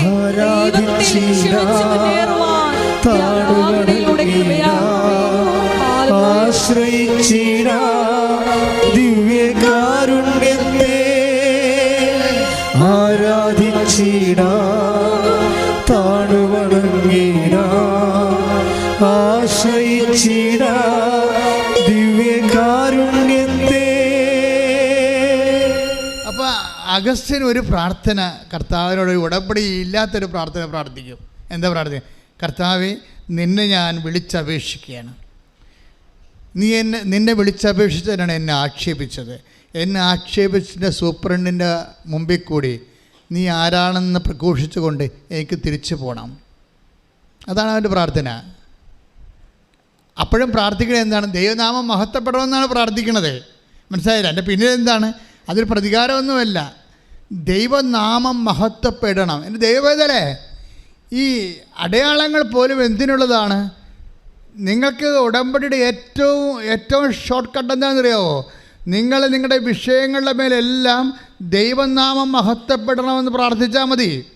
ദൈവനാമം മഹത്വപ്പെടണമെന്ന് പ്രാർത്ഥിച്ച് നിങ്ങൾ ആ പ്രാർത്ഥന ഏറ്റെടുത്താൽ ആ സെക്കൻഡിന് മിന്നൽ പോലെ അടയാളം വരും. അതറിയണമെങ്കിൽ നമ്മുടെ യോഹന്നാൻ്റെ സുവിശേഷം 2:11 വായിച്ച് ശ്രദ്ധിക്കട്ടെ. Hallelujah hallelujah hallelujah hallelujah hallelujah യേശുവേ നന്ദി. ഹല്ലേലൂയ. യോഹന്നാൻ 2:11 യേശു തന്റെ മഹത്വം വെളിപ്പെടുത്തുന്നതിന് പ്രവർത്തിച്ച അടയാളങ്ങളുടെ ആരംഭമാണ് ഗലീലയിലെ കാനായിൽ ചെയ്ത ഈ അത്ഭുതം. എൻ്റെ മക്കളെ, ഇതിൻ്റെ അകത്ത് ഈ അടയാളവും ദൈവത്തിൻ്റെ മഹത്വവും തമ്മിൽ ഇൻ്റർ കണക്റ്റഡ് ആണ്. നിങ്ങൾ അടയാളം കാണിക്കണമെന്ന് പറയുന്നതിന് പകരം നിങ്ങൾ പറയേണ്ടത് കർത്താവേ, അങ്ങയുടെ നാമത്തെ മഹത്വപ്പെടുത്തണമേ എന്നാണ്. ഈശോ പ്രാർത്ഥിച്ചുകൊണ്ടിരുന്നത് അങ്ങനെയാണ്. പിതാവേ, അങ്ങയുടെ നാമത്തെ മഹത്വപ്പെടുത്തണമേ. പിതാവേ, സമയമായിരിക്കുന്നു. പുത്രൻ അങ്ങേ മഹത്വപ്പെടുത്തേണ്ടതിന് പുത്രനെ അങ്ങ് മഹത്വപ്പെടുത്തണമേ. ശ്രദ്ധിക്കട്ടെ. ഹല്ലേലൂയ. യോഹന്നാൻ 17:1. ഇത്രയും പറഞ്ഞതിന് ശേഷം യേശു സ്വർഗത്തിലേക്ക് കണ്ണുകളുയർത്തി പ്രാർത്ഥിച്ചു. പിതാവേ, സമയമായിരിക്കുന്നു. പുത്രൻ അവിടുത്തെ മഹത്വപ്പെടുത്തേണ്ടതിന് പുത്രനെ അങ്ങ് മഹത്വപ്പെടുത്തണമേ. അതെ, പുത്രനെ അങ്ങ് മഹത്വപ്പെടുത്തണമേ എന്ന് ചോദിച്ചാൽ സുവിശേഷ ഭാഷയിൽ അടയാളങ്ങൾ കാണിക്കണമെന്ന് എൻ്റെ അർത്ഥം. മനസ്സിലായില്ലേ? കാര്യം മഹത്വവും അടയാളവും തമ്മിലാണ് ബന്ധപ്പെട്ടിരിക്കുന്നത്. ദൈവം മഹത്വപ്പെട്ട ഉടനെ അടയാളം കണ്ടിരിക്കും. അപ്പോൾ നമ്മളും പ്രാർത്ഥിക്കേണ്ടത് എന്തിനാണ്? ദൈവമേ, അങ്ങയുടെ നാമത്തെ മഹത്വപ്പെടുത്തണമേ. ദാറ്റ് മീൻസ് അതിൻ്റെ അർത്ഥം എന്താണ്? അടയാളങ്ങൾ കാണിക്കണമേ. അതിൻ്റെ കാര്യം യേശു മഹത്വപ്പെടുന്നത് അടയാളങ്ങൾ കാണിച്ചുകൊണ്ടാണ്. അതാണ് യോഹന്നാൻ 2:11 എന്ന് പറയുന്നത്. അപ്പോൾ നിങ്ങൾക്കൊരു ദൈവാനുഭവം ഉണ്ടായിക്കഴിഞ്ഞാൽ അതിൻ്റെ അർത്ഥം എന്താണ്? അതിനു മുമ്പ് ദൈവം നിങ്ങൾ വഴി മഹത്വപ്പെട്ടിരിക്കുന്നുവെന്നാണ്. നിങ്ങളെ ദൈവത്തെ മഹത്വപ്പെടുത്താനുള്ള ഒത്തിരി ഹോം വർക്കുകൾ ഉടമ്പടിയിലുണ്ട്. ഉടമ്പടിയിലുള്ള അത്രയും ഹോം വർക്കുകൾ, ഗൃഹപാഠങ്ങൾ വേറെ ഒരു പ്രാർത്ഥനാ പദ്ധതി ഞാൻ കണ്ടിട്ടില്ല. പക്ഷെ അത് സത്യസന്ധമായിട്ടും ദൈവസ്നേഹത്തോടെ ചെയ്യണമെന്നേ ഉള്ളൂ. സത്യസന്ധമായിട്ടും ദൈവസ്നേഹത്തോടെയും ചെയ്യണം. നിങ്ങൾക്ക് ചിലക്ക് പറ്റുന്ന അബദ്ധം സാങ്കേതികമായിട്ട് ചെയ്യണം, സ്നേഹത്തോടെയല്ല. That is what is the wrong with you. അതായത് നിങ്ങൾ ചെയ്യുന്നുണ്ട് എല്ലാ കാര്യങ്ങളും, പക്ഷെ അത് ടെക്നിക്കലായിട്ട് ചെയ്യുന്നു. ഇന്ന കാര്യങ്ങൾ ചെയ്യണമെന്ന് പറഞ്ഞതുകൊണ്ട് ഇന്ന കാര്യങ്ങൾ ചെയ്യാമെന്ന് ഏറ്റതുകൊണ്ട് സാങ്കേതികമായി ചെയ്യുന്നു, വർക്കൗട്ട് ചെയ്യത്തില്ല. ഇതെല്ലാം ദൈവസ്നേഹത്തോടെ ചെയ്യണം. പ്രാർത്ഥിക്കുക, കർത്താവ് ദൈവമേ, സാങ്കേതികമായി ചെയ്യാതെ സത്യസന്ധമായ ദൈവസ്നേഹത്തോടെ എന്റെ ഉടമ്പടി ഗൃഹപാഠങ്ങൾ ചെയ്യാൻ എന്നെ പ്രത്യേകമായി അഭിഷേകം ചെയ്യണം. ശ്രദ്ധിക്കട്ടെ. ഹല്ലേലൂയ.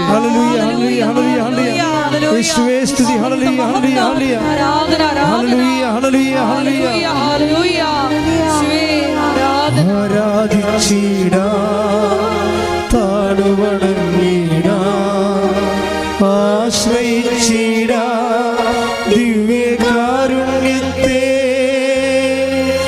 ആരാധിച്ചിടാ താടുവണങ്ങിടാ ആശ്രയിച്ചിടാ ദിവ്യകാരുണ്യത്തെ ദിവ്യകാരുണ്യത്തിൻ മുൻപിൽ മാറാത്ത ദുഃഖങ്ങളില്ല ദിവ്യകാരുണ്യത്തിൻ മുൻപിൽ തീരാത്ത ദുരിതങ്ങളില്ല ദിവ്യകാരുണ്യ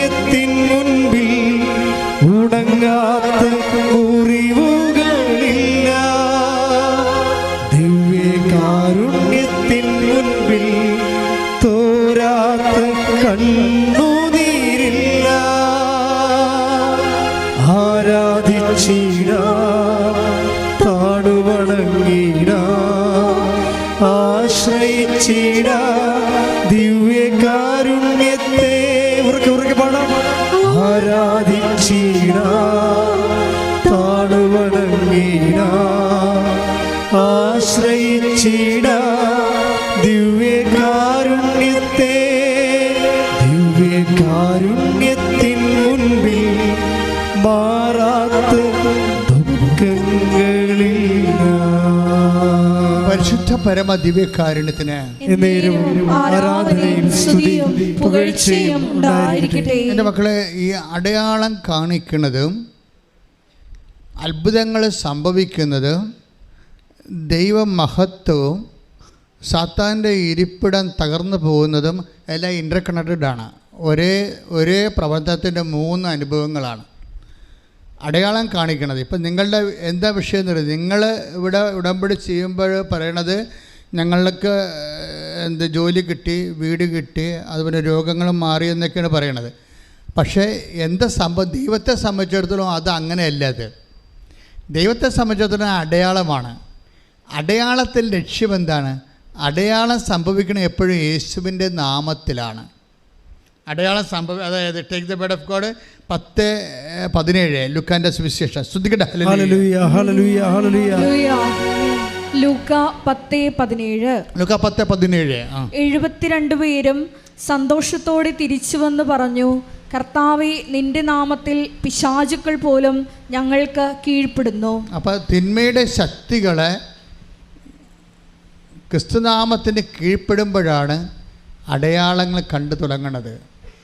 ദാറ്റ് മീൻസ് നിങ്ങൾക്കൊരു അത്ഭുതം കിട്ടിയെന്ന് വെച്ചാൽ അതിൻ്റെ അർത്ഥം എന്താണ്? നിങ്ങളിലുള്ള തിന്മയുടെ ശക്തി പുറന്തള്ളപ്പെട്ടെന്നാണ്. ഇത് വളരെ സീരിയസ് വിഷയമാണ്. നിങ്ങൾക്കൊരു അടയാളം കിട്ടിയെന്ന് വെച്ചാൽ അതിൻ്റെ അർത്ഥം എന്താ? നിങ്ങളിലുള്ള പല തിന്മയുടെ ശക്തികളും ഈ സുവിശേഷ വഴികളിൽ നിങ്ങൾ പുറത്താക്കി. തിന്മയുടെ ശക്തികൾ പുറന്തള്ളപ്പെട്ടാൽ അടയാളങ്ങൾ കണ്ടു തുടങ്ങും. ഇത് തമ്മിൽ അതാണ് ഞാൻ പറയുന്നത്, ഒരേ പ്രവർത്തനമാണ്, 3 ഫലങ്ങൾ ഉണ്ടായിക്കൊണ്ടിരിക്കും. അതായത് അടയാളം, അത്ഭുതം, അതേസമയം തന്നെ ദൈവത്തിൻ്റെ നാമത്തിൻ്റെ മഹത്വം, അതേസമയം തന്നെ തിന്മയുടെ ശക്തി പുറന്തള്ളപ്പെടുന്നത്. അതുകൊണ്ട് എൻ്റെ മക്കളെ എപ്പോഴും ശ്രദ്ധിക്കേണ്ടത്, ഉടമ്പടി എടുക്കുമ്പോൾ തിന്മയുടെ ശക്തിയെ അഡ്രസ്സ് ചെയ്യാൻ നോക്കണം. തിന്മയുടെ ശക്തി പുറത്തായാൽ അപ്പം തന്നെ ദൈവനാമം മഹത്വപ്പെടും, അപ്പം തന്നെ അടയാളം കണ്ടു തുടങ്ങും. അത്ഭുതങ്ങളും ഇതും തമ്മിൽ ഇൻ്റർ കണക്റ്റഡാണ്. അതുകൊണ്ട് ഉടമ്പടിയുടെ ഓരോ കാര്യങ്ങൾ ചെയ്യുമ്പോൾ നിങ്ങൾ പ്രാർത്ഥിക്കേണ്ടത് എന്താണ്? ദൈവനാമത്തെ മഹത്വപ്പെടുത്തണമേ, തിന്മയുടെ ശക്തികളെ അങ്ങ് പുറത്താക്കണമേ. അപ്പം നമ്മളിൽ തന്നെ എന്തുമാത്രം തിന്മയുടെ ശക്തി ഉണ്ടാവും? എന്തുമാത്രം തിന്മകളുടെ അതേ സ്നേഹത്തിനെതിരായ എല്ലാ ശക്തികളും തിന്മയുടെ ശക്തികളാണ്. സ്നേഹത്തിനെതിരായ എല്ലാ ശക്തികളും തിന്മകളുടെ ശക്തികളാണ്. ഇത് പുറന്തള്ളേണ്ടതാണ്. നമുക്കറിയാം, ഛർദി എന്ന് പറഞ്ഞ സാധനം എന്താണ്? അത് പുറന്തള്ളേണ്ടതാണ്. അത് ഫോറിൻ മാറ്ററാണ്. ആത്മീയ മനുഷ്യനെന്ന് ബൈബിൾ പറയും. ആത്മീയ മനുഷ്യൻ എപ്പോഴും തിന്മയുടെ ശക്തിയെ പുറന്തള്ളുന്നതനുസരിച്ച് കൊണ്ടാണ് ഇവൻ ആത്മീയ മനുഷ്യനായിട്ട് വളരണത്. അല്ലെങ്കിൽ ഇവൻ ജഡിക മനുഷ്യനായിട്ട് നിലനിൽക്കും.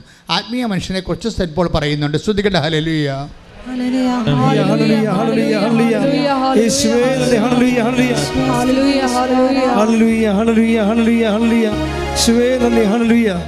കൊരിന്തോസ് 2:14.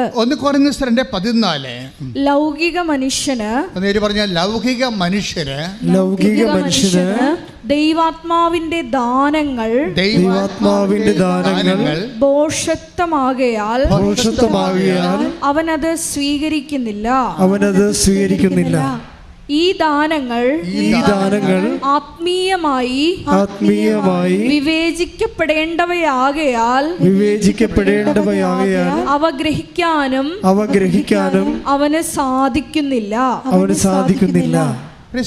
ഇപ്പം നമ്മൾ കണ്ടത് ഇതാണ്. ഒരേ സമയം, അതായത് അടയാളങ്ങൾ കാണുമ്പോഴാണ്, അടയാളങ്ങളാണ് അവസാനം കാണുന്നത്. അതൊക്കെ മുമ്പ് സംഭവിക്കണത് എന്താണ്? ദൈവനാമം മഹത്വപ്പെട്ടിരിക്കും. അതൊക്കെ മുമ്പ് സംഭവിക്കണത് എന്താണ്? തിന്മ പുറന്തള്ളപ്പെട്ടിരിക്കും. യോഹന്നാൻ്റെ സുവിശേഷം 12:31. യോഹന്നാൻ 12:31. ഇപ്പോഴാണ് ഈ ലോകത്തിൻ്റെ ന്യായവിധി. ഇപ്പോൾ ഈ ലോകത്തിൻ്റെ അധികാരി പുറന്തള്ളപ്പെടും. Praise the Lord. അതായത് ഇതിനു മുമ്പ് സംഭവിക്കേണ്ട ഒരു കാര്യമുണ്ട്. അതായത് ഇത് 12:31 യോഹന്നാൻ്റെ സുവിശേഷം 12:31. അതൊക്കെ മുമ്പ് ഗ്രീക്കുകാർ യേശുവിനെ കാണാൻ നേരത്തെ 12:27 എടുത്തേ. 12:27 യോഹന്നാൻ 12:27.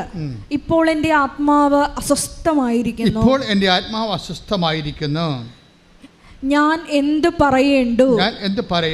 പിതാവേ, ഈ മണിക്കൂറിൽ നിന്ന് എന്നെ രക്ഷിക്കണമേ. അല്ല, ഇതിനു വേണ്ടിയാണല്ലോ ഈ മണിക്കൂറിലേക്ക് ഞാൻ വന്നത്. അതായത് സാത്താനെ പുറന്തള്ളുന്ന ആത്യന്തിക നടപടിയായ പാപത്തിന് പരിഹാരം ചെയ്യുന്ന കുരിശുമരണമെന്ന ഈ മണിക്കൂറിനെ കുറിച്ച് ഞാൻ കർത്താവ് പറയണത്. ഈ മണിക്കൂറിന് വേണ്ടിയാണല്ലോ ഞാൻ വന്നത്. അടുത്ത വാക്ക് എന്താ? 12:28. പിതാവേ, അങ്ങയുടെ നാമത്തെ മഹത്വപ്പെടുത്തണമേ. കൈ ഇടിച്ച് കർത്താവ്. അതായത് ഇവിടെ കുറേ പ്രതീകങ്ങൾ വരുന്നുണ്ട്. ഈ തിന്മയുടെ ശക്തി പുറന്തള്ളപ്പെടുമ്പോൾ സംഭവിക്കുന്നത് അത് ബൈബിൾ പ്രഖ്യാപിക്കുന്ന ഇടിമിന്നൽ എന്ന് പറഞ്ഞുകൊണ്ടാണ്. ഇടിമിന്നലിനെ കുറിച്ച് ഉടനെ പറയും ഈശോ. അതറിയണമെങ്കിൽ അപ്പോസ്തലന്മാർ വന്ന് പറയുമ്പോൾ നമ്മൾ നോക്കിയാൽ മതി. അതായത് യോഹന്നാൻ 12:29 ശ്രുതികട ഹല്ലേലൂയ. അവിടെ നിന്നിരുന്ന ജനക്കൂട്ടം ഇത് കേട്ടിട്ട് ഇടിമുഴക്കമുണ്ടായി എന്ന് പറഞ്ഞു. ഏത് കേട്ടിട്ടാണ് പറഞ്ഞിരിക്കുന്നത്? പിതാവേ, അങ്ങയുടെ നാമത്തെ മഹത്വപ്പെടുത്തണമേ. അപ്പോൾ പിതാവിൻ്റെ സ്വരമുണ്ടായി, ഞാൻ മഹത്വപ്പെടുത്തിയിരിക്കുന്നു, ഇനി മഹത്വപ്പെടുത്തും എന്ന് വെച്ച് കഴിഞ്ഞാൽ അർത്ഥം എന്താണ്? തിന്മയുടെ ശക്തിമേലെ നിനക്ക് അധികാരം കൊടുക്കണം. അതായത് നീ ബലിയർപ്പിച്ചാൽ, നീ പാപത്തിന് പരിഹാരം ചെയ്താൽ, നീ കുരിശിൽ മരിച്ചാൽ, ഈ കുരിശ് മരണം ഞാൻ ഏറ്റെടുത്തിട്ട് അത് പരിഹാരമായി സ്വീകരിച്ചിട്ട് ലോകത്തിൽ നിന്ന് പാപത്തിൻ്റെ മേലെ അധികാരം നൽകിക്കൊണ്ട് സാത്താനെ ഞാൻ പുറന്തള്ളും. ശ്രദ്ധിക്കേണ്ട തിരിച്ചു വരാൻ വളരെ ശ്രദ്ധിക്കേണ്ട ഒരു കാര്യമാണ്. നമ്മൾ ഇന്ന് വരെ കേട്ട ടൈം ഷോർട്ടനിങ്ങിനേക്കാളും, നമ്മൾ ഇന്ന് വരെ കേട്ട ലൈറ്റ് വെയ്റ്റിങ്ങിനേക്കാളും അതിൻ്റെ മദർ ഗ്രേസാണ് പറഞ്ഞുകൊണ്ടിരിക്കുന്നത്. വെച്ചാൽ അതിനൊക്കെ കാരണമാക്കുന്ന കാരണങ്ങളുണ്ട്. എന്താണ്? 3 പ്രോസസ്സാണ്. ഒരേ സമയം തന്നെ അടയാളം കാണിക്കണമെന്ന് മുമ്പ് എന്താ സംഭവിക്കേണ്ടത്? ദൈവനാമം മഹത്വപ്പെട്ടിരണം. ദൈവനാമം മഹത്വപ്പെടുമ്പോൾ എന്താ സംഭവിക്കേണ്ടത്? തിന്മയുടെ ശക്തി പുറന്തള്ളപ്പെടണം. അപ്പോഴേ ഉടമ്പടി എടുക്കുന്ന ഓരോ വ്യക്തികളും എന്നാണോ നിൻ്റെ ജീവിതത്തിൽ നിന്ന്, നിൻ്റെ സ്വഭാവത്തിൽ നിന്ന് തിന്മയുടെ ശക്തികൾ ഓരോന്നായി മാറ്റപ്പെടുന്നുവോ, പുറന്തള്ളപ്പെടുന്നുവോ, അന്നെല്ലാം ദൈവത്തെ നാം മഹത്വപ്പെടുകയും അതെല്ലാം അടയാളം കാണുകയും ചെയ്യും. അങ്ങനെയാണ് ടൈം ഷോർട്ട് ചെയ്യണത്. ശ്രുതികട്ടെ ഹല്ലേലൂയ.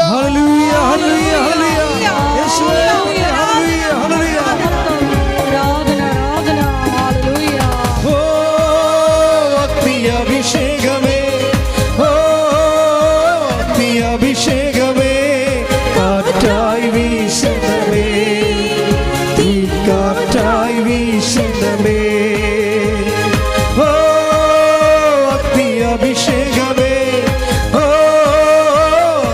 അഭിഷേകമേ, കാറ്റായി വീശണമേ, കാറ്റായി വീശണമേ. അപ്പം ഈശോയുടെ പ്രാർത്ഥന എന്താ? മർമ്മത്ത് കൊള്ളണ പ്രാർത്ഥനയാണ്.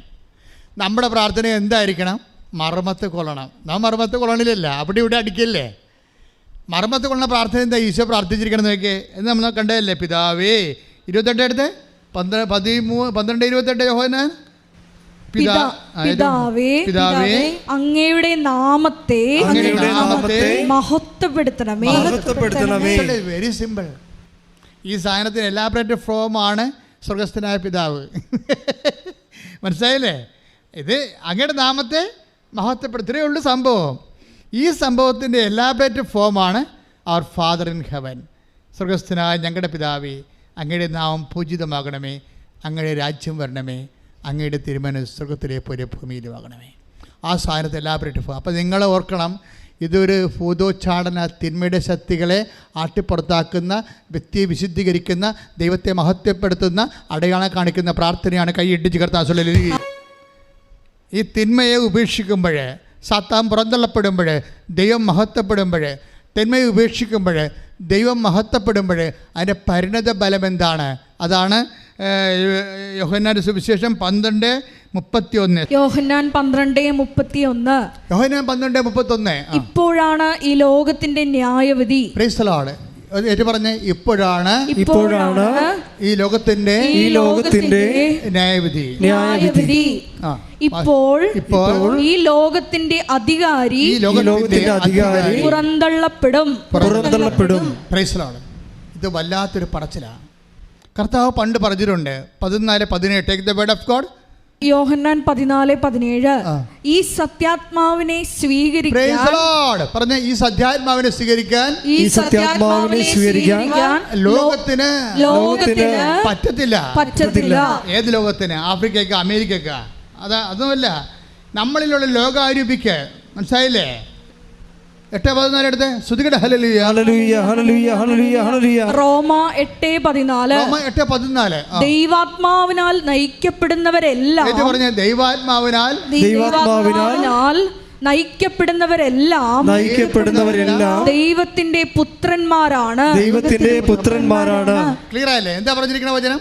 ദൈവാത്മനാ. പറഞ്ഞേ, ദൈവാത്മാവിനാൽ നയിക്കപ്പെടുന്നവരെല്ലാം ദൈവത്തിന്റെ പുത്രന്മാരാണ്. പക്ഷേ ലോകാത്മാവിനാൽ നയിക്കപ്പെട്ടാലാ നമ്മൾ ലോകത്തിന്റെ പുത്രന്മാരാകും.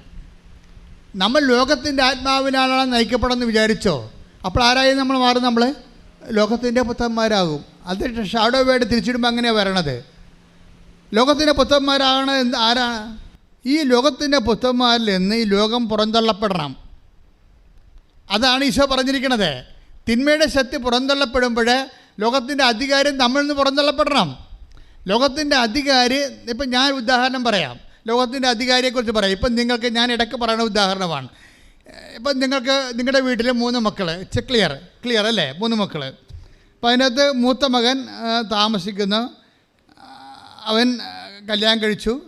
അപ്പോൾ അപ്പനോട് പറഞ്ഞ്, എനിക്ക് 10 സെൻറ്റ് സ്ഥലമേ ഉള്ളൂ. അപ്പനോട് പറഞ്ഞ്, എനിക്ക് വീട് വെക്കാൻ സ്ഥലം തന്നെ 3 സെൻറ്റ് സ്ഥലം. അപ്പോൾ 3 സെൻറ്റ് സ്ഥലത്തിന് അവൻ ഓഹരി അവകാശമുള്ളതാണ്. പക്ഷേ അപ്പം പറഞ്ഞ് ഇളയവളെ കെട്ടിക്കാനില്ലേ, 3 മക്കളില്ലേ, അനിയനുണ്ട്, ഇനി ഇളയവളെ കെട്ടിക്കാനുണ്ട്. അപ്പോൾ ഇളയവളെ കല്യാണം കഴിഞ്ഞ് നിനക്ക് തരാമെന്ന് പറയാം. അപ്പോൾ ഇപ്പം പോയി ചിറ്റപ്പന്മാരെ കണ്ട് വട്ടീസൊക്കെ വാങ്ങിച്ചു കൊടുക്കും. ചിറ്റപ്പന്മാർക്കും എല്ലാവർക്കും കള്ളൊക്കെ വാങ്ങിച്ചു കൊടുത്ത് അവരെ സെറ്റാക്കിയിട്ട് അവർ ചിറ്റപ്പന്മാർ വന്ന് പറയും, ചേട്ടനോട് പറയും, ചേട്ടാ എന്താ പരിപാടിയാ, അവന് ലോൺ കിട്ടണ്ടേ, അവന് സാലറി സർട്ടിഫിക്കറ്റ്, ഇപ്പം അവൻ പഠിച്ച് ജോലി വാങ്ങിച്ചു, ഇനി അവന് ഒരു സാലറി സർട്ടിഫിക്കറ്റ് കിട്ടണമെങ്കിൽ അവന് ലോൺ കിട്ടണ്ടേ. അപ്പോൾ ലോൺ കിട്ടണമെങ്കിൽ അവൻ്റെ പേര് സ്ഥലം വേണ്ടേ, ചേട്ടൻ കണ്ട് എഴുതി കൊടുക്കാൻ പറയും. അപ്പോൾ എല്ലാവരും വളഞ്ഞു വെച്ച് ഈ മനുഷ്യനെ ആക്രമിക്കണ കാരണം അത് എഴുതി കൊടുത്തു. എത്ര സെൻറ്റ് കൊടുത്ത്? 3 സെൻറ്റ് കൊടുത്തു. ക്ലിയർ, കുഴപ്പമില്ല. അപ്പോൾ അവന് തറക്കല്ലിട്ട് പെര വെച്ചു കഴിഞ്ഞപ്പോൾ ആ 3 സെൻറ്റിൻ്റെ അരികിൽ അവൻ പെര വെച്ചു. വല്ല കുഴപ്പമുണ്ടായി ഇതിൻ്റെ അകത്തെ? ഒരു കുഴപ്പമില്ല. പക്ഷെ ഒരു കുഴപ്പമുണ്ട്. എന്താ കാര്യം? ഈ പന്നി പുറത്തോട്ടിറങ്ങാൻ എങ്ങോട്ടോ ഇറങ്ങും? അവനെ 3 സെൻറ്റ് അരികിലാണ്. അവന് ബാക്കി സ്ഥലം ബാക്കിലിട്ടിരിക്കുകയാണ്. അവന് കഴുകാനും എടുക്കാനും മറ്റു സംഭവത്തിൽ. ഇവൻ്റെ ഈ സ്ഥലം എവിടെ വന്നിരിക്കണത്? ഈ 3 സെൻറ്റിൻ്റെ ഫ്രണ്ടിലാണ്. അതായത് നമ്മൾ പുറത്തോട്ട് ഇറങ്ങി പോകുന്നതിൻ്റെ അരികിൽ കൊണ്ടുവന്നിരിക്കുകയാണ്. ഇവനെങ്ങോട്ട് പുറത്തോട്ടിറങ്ങും? ഇങ്ങോട്ട് ഇറങ്ങാൻ പറ്റത്തുള്ളൂ. ആ സ്ഥലം ആരെടുക്കുമോ? അനിയൻ്റെ സ്ഥലമാണത്. അതാരെടുക്കും? അത് ഇവൻ്റെ കസ്റ്റഡിയിൽ കൊടുക്കാതെ തന്നെ ഇവന് കിട്ടും. എന്താ കാര്യം? ഇവന് ഇറങ്ങാനുള്ള സ്ഥലമല്ലേ. അവന് മുളകുണക്കാനും മീനുണക്കാനും ഒക്കെ ഉള്ള സ്ഥലമായിട്ട് മാറ്റും. ആരുടെ സ്ഥലമാണത്? തന്ത്രപൂർവ്വം അനിയൻ്റെ സ്ഥലം അടിച്ചു മാറ്റിക്കണവൻ. അവന് വേണമെങ്കിൽ, അവന് മര്യാദ ഉണ്ടെങ്കിൽ അവന് ഇറക്കി വീട് വെക്കാം. അപ്പോൾ അനിയന് ആ സ്ഥലം വേറെ ഒരു വീട് വെക്കാൻ പറ്റും. അനിയനെ കൊണ്ട് അവന് വീട് വെപ്പിക്കാതിരിക്കാൻ വേണ്ടി അരിയിൽ കൊണ്ടുവന്ന് അനിയൻ്റെ സ്ഥലം എന്നാൽ കൈകേറിയിട്ടില്ല. പക്ഷേ അനിയനെ അവിടെ വീട് വെക്കാൻ പറ്റുമോ? വീട് വെക്കാൻ പറ്റത്തില്ല. ഇതുപോലെ അമുക്കിക്കളയും. ഇതിനാണ് ലോകാരൂപി എന്ന് പറയണത്. മനസ്സിലായില്ലേ? ഈ ലോകാരൂപി സഹോദര സ്നേഹമില്ലാത്ത, സഹോദരനെ വഞ്ചിക്കുന്ന, വീട്ടിൽ നിർത്തി തന്നെ അവനെ പൊളിക്കുന്ന സംഭവമില്ല, ജീവനോടെ പൊളിക്കുന്ന. ഈ പശു അറവക്കാർ ചെയ്യണത് ചത്ത് കഴിഞ്ഞാൽ പശുവിനെ പൊളിക്കത്തുള്ളൂ. ചില അറവക്കാർ വീട്ടിൽ നിർത്തി ജീവനോടെ അനിയന്മാരെ പൊളിക്കും, അല്ലെങ്കിൽ ചേട്ടന്മാരെ പൊളിക്കും. ഇതിനാണ് ലോകാരൂപി എന്ന് പറയണത്. ഈ ലോകാരൂപിയെ പുറന്തല്ലാതെ നിന്റെ ഉടമ്പടി വേഗത്തില്ല. ദൈവപൈതലെ ശ്രദ്ധിക്കട്ടെ. ഇടിമിന്നൽ പോലെ നിബന്ധിക്കുന്നതാണ് സാത്താൻ. പെട്ടെന്ന് സാത്താൻ നിബന്ധിക്കണമെങ്കിൽ എന്ത് ചെയ്യണമെന്നറിയാവോ? സാത്താൻ അടുത്ത കൊല്ലം പോയാൽ മതിയെങ്കിൽ കുഴപ്പമില്ല. പെട്ടെന്ന് സാത്താന കളയണമെങ്കിൽ ഇടിമിന്നൽ പോലെ. ലൂക്കാന്റെ സുവിശേഷം 10:18 ശ്രുതികട്ടെ. Hallelujah hallelujah hallelujah hallelujah hallelujah.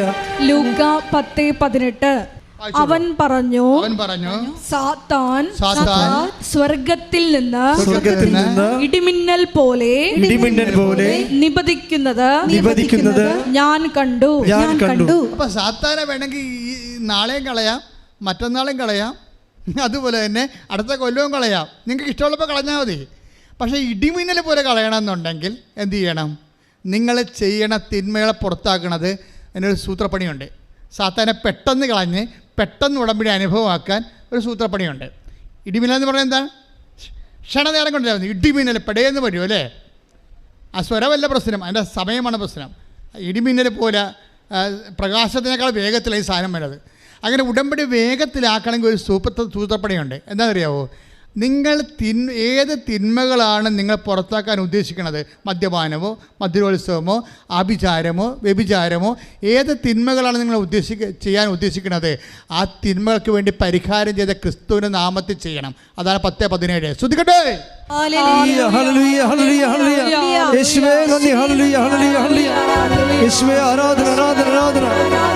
Luka 10:17. Take the word of God. 72 പേരും 72 പേരും സന്തോഷത്തോടെ തിരിച്ചു വന്ന് പറഞ്ഞു, കർത്താവേ നിന്റെ നാമത്തിൽ പിശാചുക്കൾ പോലും ഞങ്ങൾക്ക് കീഴ്പ്പെടുന്നു.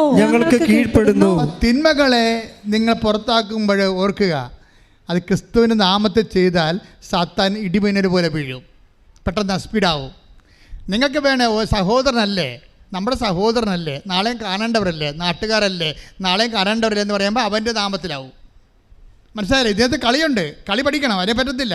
ഇപ്പോൾ സഹോദരനല്ലേ, നമ്മൾ ബന്ധുക്കാരാകാൻ പോവുകയില്ലേ? ഇപ്പം അവൻ്റെ പെങ്ങളെ കെട്ടാൻ പോവുകയും നമ്മൾ ബന്ധുക്കാരാകാൻ പോണതല്ലേ, അതുകൊണ്ട് നമുക്ക് ക്ഷമിച്ചേക്കാം എന്ന് പറഞ്ഞാൽ ബന്ധുക്കളുടെ നാമത്തിലാവും. മനസ്സിലായ? അതാണ് പ്രശ്നം. നിങ്ങളത് ക്രിസ്തുവിൻ്റെ എന്ത് നന്മ ചെയ്തിട്ട് കാര്യമില്ല. ഇവിടെ നന്മ കൂടെ കുറവുണ്ടായത് കൊണ്ടല്ല ക്രിസ്തുവിന് ക്രൂശിക്കപ്പെടേണ്ടി വന്നത്. ഈ ക്രിസ്തുവിന് മുമ്പ് എന്തുമാത്രം നല്ല മനുഷ്യരുണ്ടായിരുന്നു ഇവിടെ. അപ്പം നല്ല മനുഷ്യരാക്കാൻ വേണ്ടിയാണ് ക്രിസ്തു ക്രൂശിക്കപ്പെട്ടത്? നോ. ക്രിസ്തുവിന് മുമ്പല്ലേ നമ്മുടെ ശിബിരാജാവ് എത്ര മിടുക്കനായിരുന്നു അല്ലേ? ആ കഴുകന് വേണ്ടി അദ്ദേഹത്തിന് തൊടയില മാംസമാണ് കൊടുക്കണത്. അത്രയും നല്ല മനുഷ്യർ ഇന്ത്യയിൽ ജീവിച്ചിരുന്നതാണ്. അത്രയും വലിയ രാജ്യത്താണ് നമ്മളിവിടെ ജീവിക്കുന്നത്. അതാണ് നമ്മുടെ പാരമ്പര്യം എന്ന് പറയണത്. അപ്പം നല്ല മനുഷ്യർക്ക് കുറവൊന്നുമില്ല. ക്രിസ്തുവിന് മുമ്പല്ലേ സോക്രട്ടീസ് ജീവിച്ചിരുന്നത്. സോക്രട്ടീസിന് എന്താ കുഴപ്പമുണ്ടായത്? മതം ഏതായാലും മനുഷ്യൻ നല്ലതായത് മതിയെന്ന് പറഞ്ഞു കഴിഞ്ഞാൽ ക്രിസ്ത്യാനിക്ക് അത് ആപ്ലിക്കബിൾ അല്ല. കാര്യം ഇവിടെ നല്ല മനുഷ്യർ ഇല്ലാഞ്ഞിട്ടല്ല ക്രിസ്തു ക്രൂശിക്കപ്പെട്ടത്. ക്രിസ്തു ക്രൂശിക്കപ്പെട്ടത് ഞാനും നീയും പാപിയായതുകൊണ്ടും നിത്യജീവൻ നഷ്ടപ്പെട്ടതുകൊണ്ടും പാപത്തിന് പരിഹാരം ചെയ്യാൻ അവന് മാത്രം അധികാരമുള്ളത് കൊണ്ടും അത് ആ അവകാശത്തിൽ അവനത് പരിഹാരം ചെയ്തപ്പോൾ ആ പരിഹാരത്തെ ദൈവം സ്വീകരിച്ചുകൊണ്ട് മരണത്തെ ജയിച്ച് അവൻ ഉയർത്തെഴുന്നേൽപ്പിച്ചപ്പോൾ അവൻ്റെ ഉയർപ്പിൽ പങ്കാളിത്തം നമുക്ക് ലഭിക്കുമ്പോൾ, അവൻ വിശ്വസിക്കുമ്പോൾ നമുക്ക് പങ്കാളിത്തം ലഭിക്കുമ്പോൾ, അവൻ ഉയർപ്പിൽ പങ്കാളിത്തം ലഭിക്കുമ്പോൾ നമ്മൾ നിത്യമായി ജീവിക്കാൻ വേണ്ടിയാണ് ക്രിസ്തു ക്രൂശിക്കപ്പെട്ടതെങ്കിൽ എൻ്റെ ദൈവ പൈതൽ ക്രിസ്തുവിന് വേണ്ടി ജീവിക്കാൻ വേണ്ടി തിന്മകളെ ഉപേക്ഷിച്ചുകൊണ്ട് ക്രിസ്തുവിന്റെ പുനരുത്ഥാനത്തെ ഏറ്റുപറഞ്ഞുകൊണ്ട് നിത്യജീവൻ പ്രാപിക്കാൻ ക്രിസ്തുവിന് വിശ്വസിക്കുന്നെങ്കിൽ ആ വിശ്വാസം തന്നെയാണ് സാത്താനെ പുറന്തള്ളുന്ന വിശ്വാസം. ആ വിശ്വാസം തന്നെയാണ് തിന്മകളിൽ നിന്ന് നന്മകളെ നയിക്കുന്നതെങ്കിൽ നമ്മൾ വിശ്വസിക്കുന്നത് ക്രിസ്തുവിന്റെ പുനരുത്ഥാനത്തിലാണ്. ദിശിത്ത വേണ്ടി പരമദിവ്യകാരുണ്യത്തിന് എൻ്റെ പ്രിയപ്പെട്ടവർ, നെയ്യപ്പം തിന്നാൽ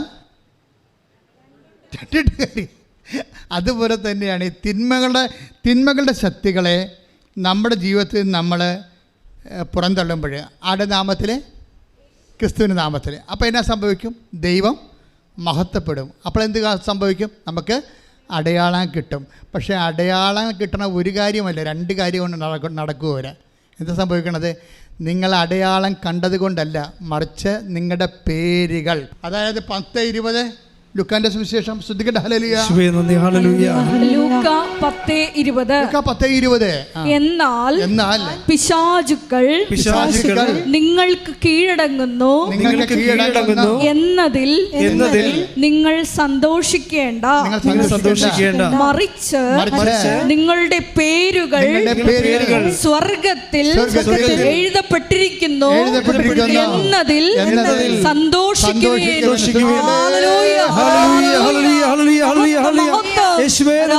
പരമദിവ്യകാരുണ്യത്തിന് അവിടെ ഇതിന്റെ ഒരു എക്വേഷൻ എന്താണ്? ഓരോ അടയാളങ്ങൾ ലഭിക്കുമ്പോഴും അതിനർത്ഥം എന്താണ്? ഓരോ സമയം ദൈവം മഹത്വപ്പെട്ടിട്ടുണ്ടെന്ന് അർത്ഥം. ഓരോ മഹത്വം പ്രാപിക്കുമ്പോഴും ഓരോ തിന്മകൾ നിങ്ങളുടെ ഉള്ളിൽ നിന്ന് പിന്തള്ളപ്പെട്ടിരുന്ന അർത്ഥം. ഓരോ തിന്മകൾ പിന്തള്ളപ്പെടുകയും ഓരോ സമയം ദൈവം മഹത്വപ്പെടുകയും ഓരോ അടയാളം കാണിക്കുകയും ചെയ്യുമ്പോൾ അടയാളം മാത്രമല്ല കാണിക്കുന്നത്, നിങ്ങളുടെ പേരുകളെ സ്വർഗത്തിൽ അടയാളപ്പെടുത്തിയിരിക്കുന്ന കൈയടിച്ച് പരിശുദ്ധ പരമദിവ്യകാരുണ്യത്തിന്. ഇതാണ് ലോകത്തിൻ്റെ മേലുള്ള വിജയമെന്ന് പറയുന്നത്. അത് എങ്ങനെ കിട്ടണത്? വിശ്വാസത്തിൻ്റെ സാധ്യതയാണ്. അതാണ് 1 യോഹന്നാൻ 5:7. എന്തെന്നാൽ ദൈവത്തിൽ നിന്ന് ജനിച്ച ഏവനും ലോകത്തെ കീഴടക്കുന്നു. ലോകത്തിന്മേലുള്ള വിജയം ഇതാണ് നമ്മുടെ വിശ്വാസം. അപ്പൊ വിശ്വാസം മൂലമാണ് നമ്മൾ ക്രിസ്തു നേടിയെടുത്ത കൃപയിൽ പങ്കാളിയാകുന്നത്. ക്രിസ്തു നേടിയെടുത്ത കൃപയിൽ പങ്കാളിയാകുമ്പോഴാണ് നമ്മൾക്ക് അടയാളം ലഭിക്കുന്നത്. അടയാളം ലഭിക്കുന്നവർ സംഭവിക്കുന്നത് എന്താണ്? അവർ ലോകത്തിൻ്റെ മേലെ വിജയം കൈവരിച്ചിരിക്കുന്നു. അപ്പോൾ ഒരേ സമയം തന്നെ ആത്മശക്തിയും അതേസമയം തന്നെ അടയാളവും നമുക്ക് ലഭിക്കുകയാണ് ഉടമ്പടിയിലൂടെ. അതായത് ഈ ലെവലിലായിക്കഴിഞ്ഞാൽ ഇപ്പോൾ തന്നെ അഗസ്റ്റിൻ്റെ കാര്യം എടുക്കാം. അഗസ്റ്റിന് എന്താ സംഭവിച്ചിരിക്കണത്? അഗസ്റ്റ് 3 ദിവസം പ്രാർത്ഥിച്ചത് എന്താണ്? കർത്താവിനോട് പ്രാർത്ഥിച്ചത് എന്താ? കർത്താവേ, ഞാൻ ഈ ജയിലിൽ നിന്ന് ഇറങ്ങിപ്പോകും, സമയത്തിന് മുമ്പ് ഇറങ്ങിപ്പോകും. കാര്യം പരിശുദ്ധാത്മാവ് എന്നോട് പറയുന്നുണ്ട്, നിനക്ക് ജാമ്യക്കാരും ഇല്ലെങ്കിലും, നിനക്ക് ജാമ്യം കിട്ടാൻ സാധ്യതയില്ലാത്ത സ്ഥലത്താണ് നീ കിടക്കണം, നിൻ്റെ കേസ് അങ്ങനെ കിടക്കണമെന്നുണ്ടെങ്കിലും ഞാൻ നിന്നെ ഈ ജയിലിൽ നിന്ന് ഇറക്കുമെന്ന് അഗസ്റ്റിനോട് ഈശോ പറയുന്നുണ്ട്. അപ്പോൾ അങ്ങനെ പറയുമ്പോൾ അഗസ്റ്റിൻ പറഞ്ഞത് എന്താണെന്ന് അറിയാമോ? ഞാൻ ഇറങ്ങിപ്പോകുമ്പോൾ കർത്താവേ, നിൻ്റെ ഭക്തിപ്രസ്ഥാനമാണല്ല നിന്നെ ഇവിടെ എത്തിച്ചതെന്ന് എന്നെ ആക്ഷേപിച്ചവൻ ഞാൻ ഇറങ്ങിപ്പോകുമ്പോൾ ജയിലിൻ്റെ വാതിക്കൽ ഉണ്ടാകണം, അവന് എന്നെ കാണണം, അങ്ങനെ നിന്റെ നാമം മഹത്വപ്പെടണമെന്ന് കൈയിട്ടിച്ച് കർത്താവ്.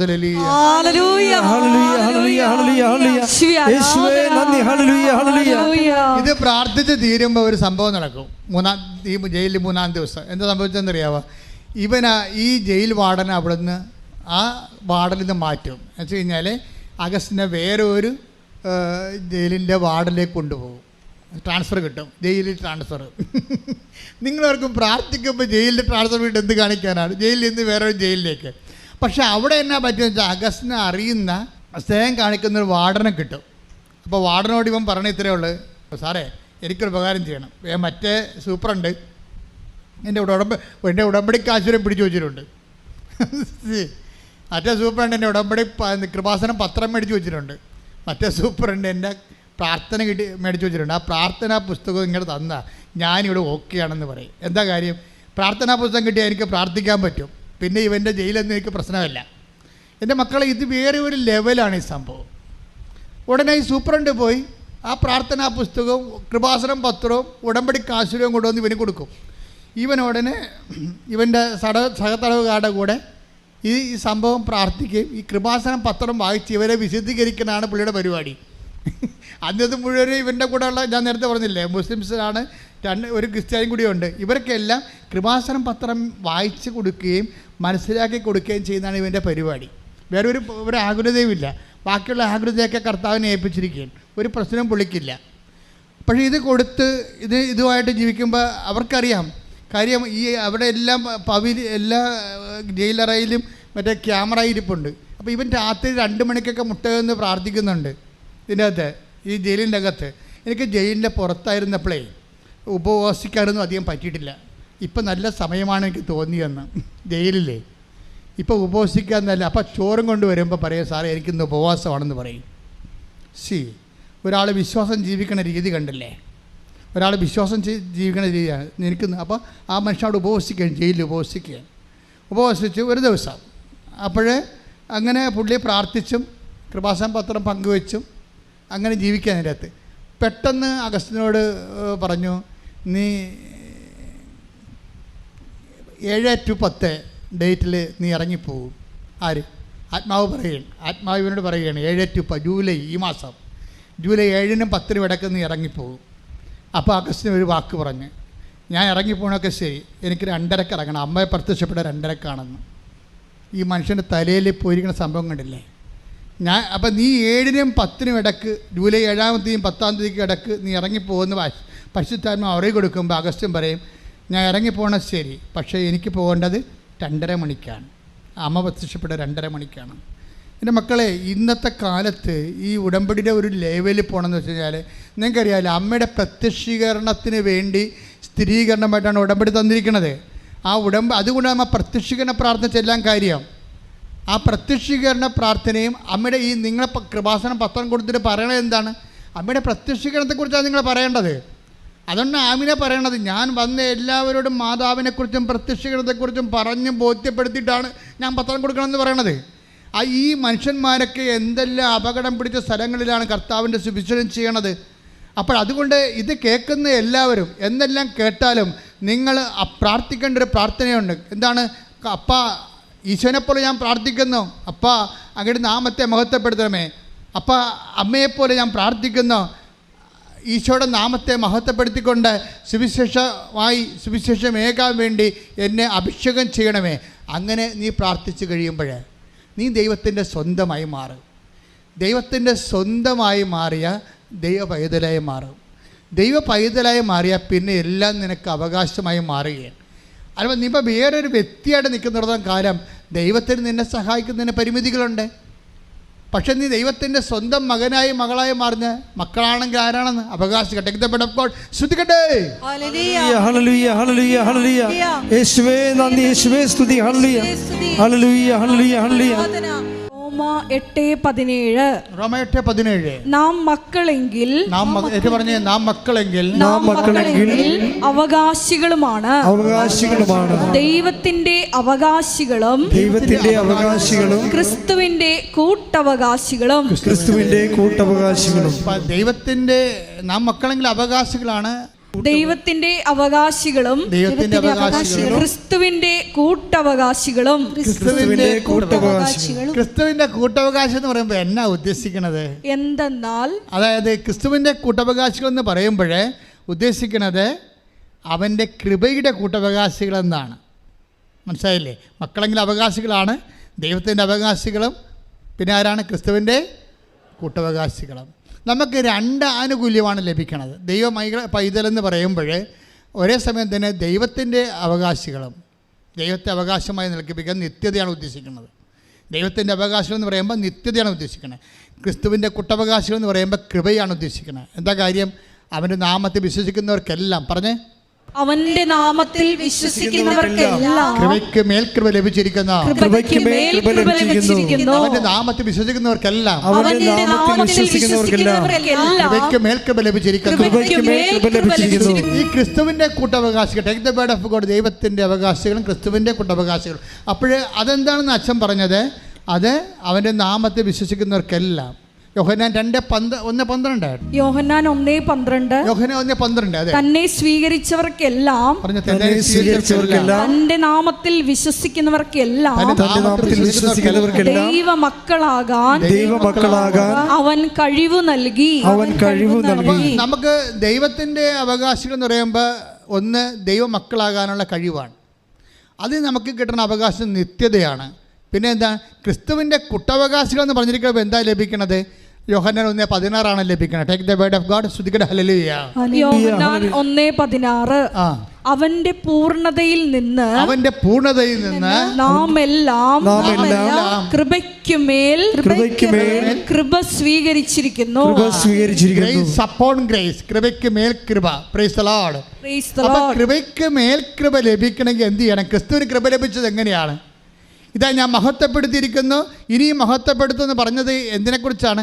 ക്രിസ്തുവിൻ്റെ കുരിശാരോഹണത്തെ ദൈവം മഹത്വപ്പെടുത്തുമെന്നാണ് പറഞ്ഞിരിക്കുന്നത്. ക്രിസ്തുവിന് കൃപ ലഭിച്ചത് എങ്ങനെയാണ്? ക്രിസ്തു പാപത്തിന് പരിഹാരമായിട്ട് കുരിശെടുത്തപ്പോഴാണ് ക്രിസ്തു കുരിശുമരണത്തിൽ മഹത്വപ്പെട്ടതെങ്കിൽ ഒരു മനുഷ്യൻ അവൻ്റെ നാമത്തിൽ വിശ്വസിക്കുന്നവർക്കെല്ലാം, അവൻ്റെ കുരിശുമരണത്തിൽ വിശ്വസിക്കുന്നവർക്കെല്ലാം, അവൻ്റെ കുരിശുമരണം നമ്മുടെ പാപത്തിന് പരിഹാരമാണെന്ന് വിശ്വസിച്ചുകൊണ്ട് പാപത്തിന് പരിഹാരം ചെയ്യുന്നവർക്കെല്ലാം, പാപത്തെ വെറുത്തുപേക്ഷിക്കുന്നവർക്കെല്ലാം, അവൻ്റെ നാമത്തിൽ വിശ്വസിക്കുന്നവർക്കെല്ലാം കൃപയ്ക്ക് മേൽക്കൃപ ലഭിച്ചിരിക്കണമെന്ന് പറയുമ്പോൾ നമുക്ക് ലഭിക്കണത് എന്താണ്?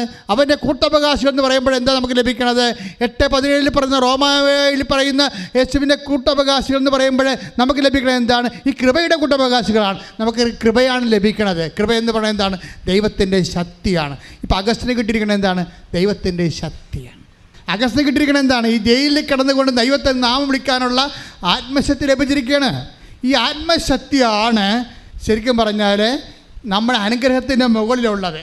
അതിന് അറിയണം. എഫേസ്യസ് 3:16 എടുത്ത്. എഫേസ്യസ് 3:16. അവിടുത്തെ മഹത്വത്തിന്റെ പറഞ്ഞേ, അവിടുത്തെ മഹത്വത്തിന്റെ സമ്പന്നതയ്ക്ക് യോജിച്ച വിധം അവിടുന്ന് തന്റെ ആത്മാവിലൂടെ നിങ്ങളുടെ ആന്തരിക മനുഷ്യനെ ശ്രദ്ധിക്കട്ടെ.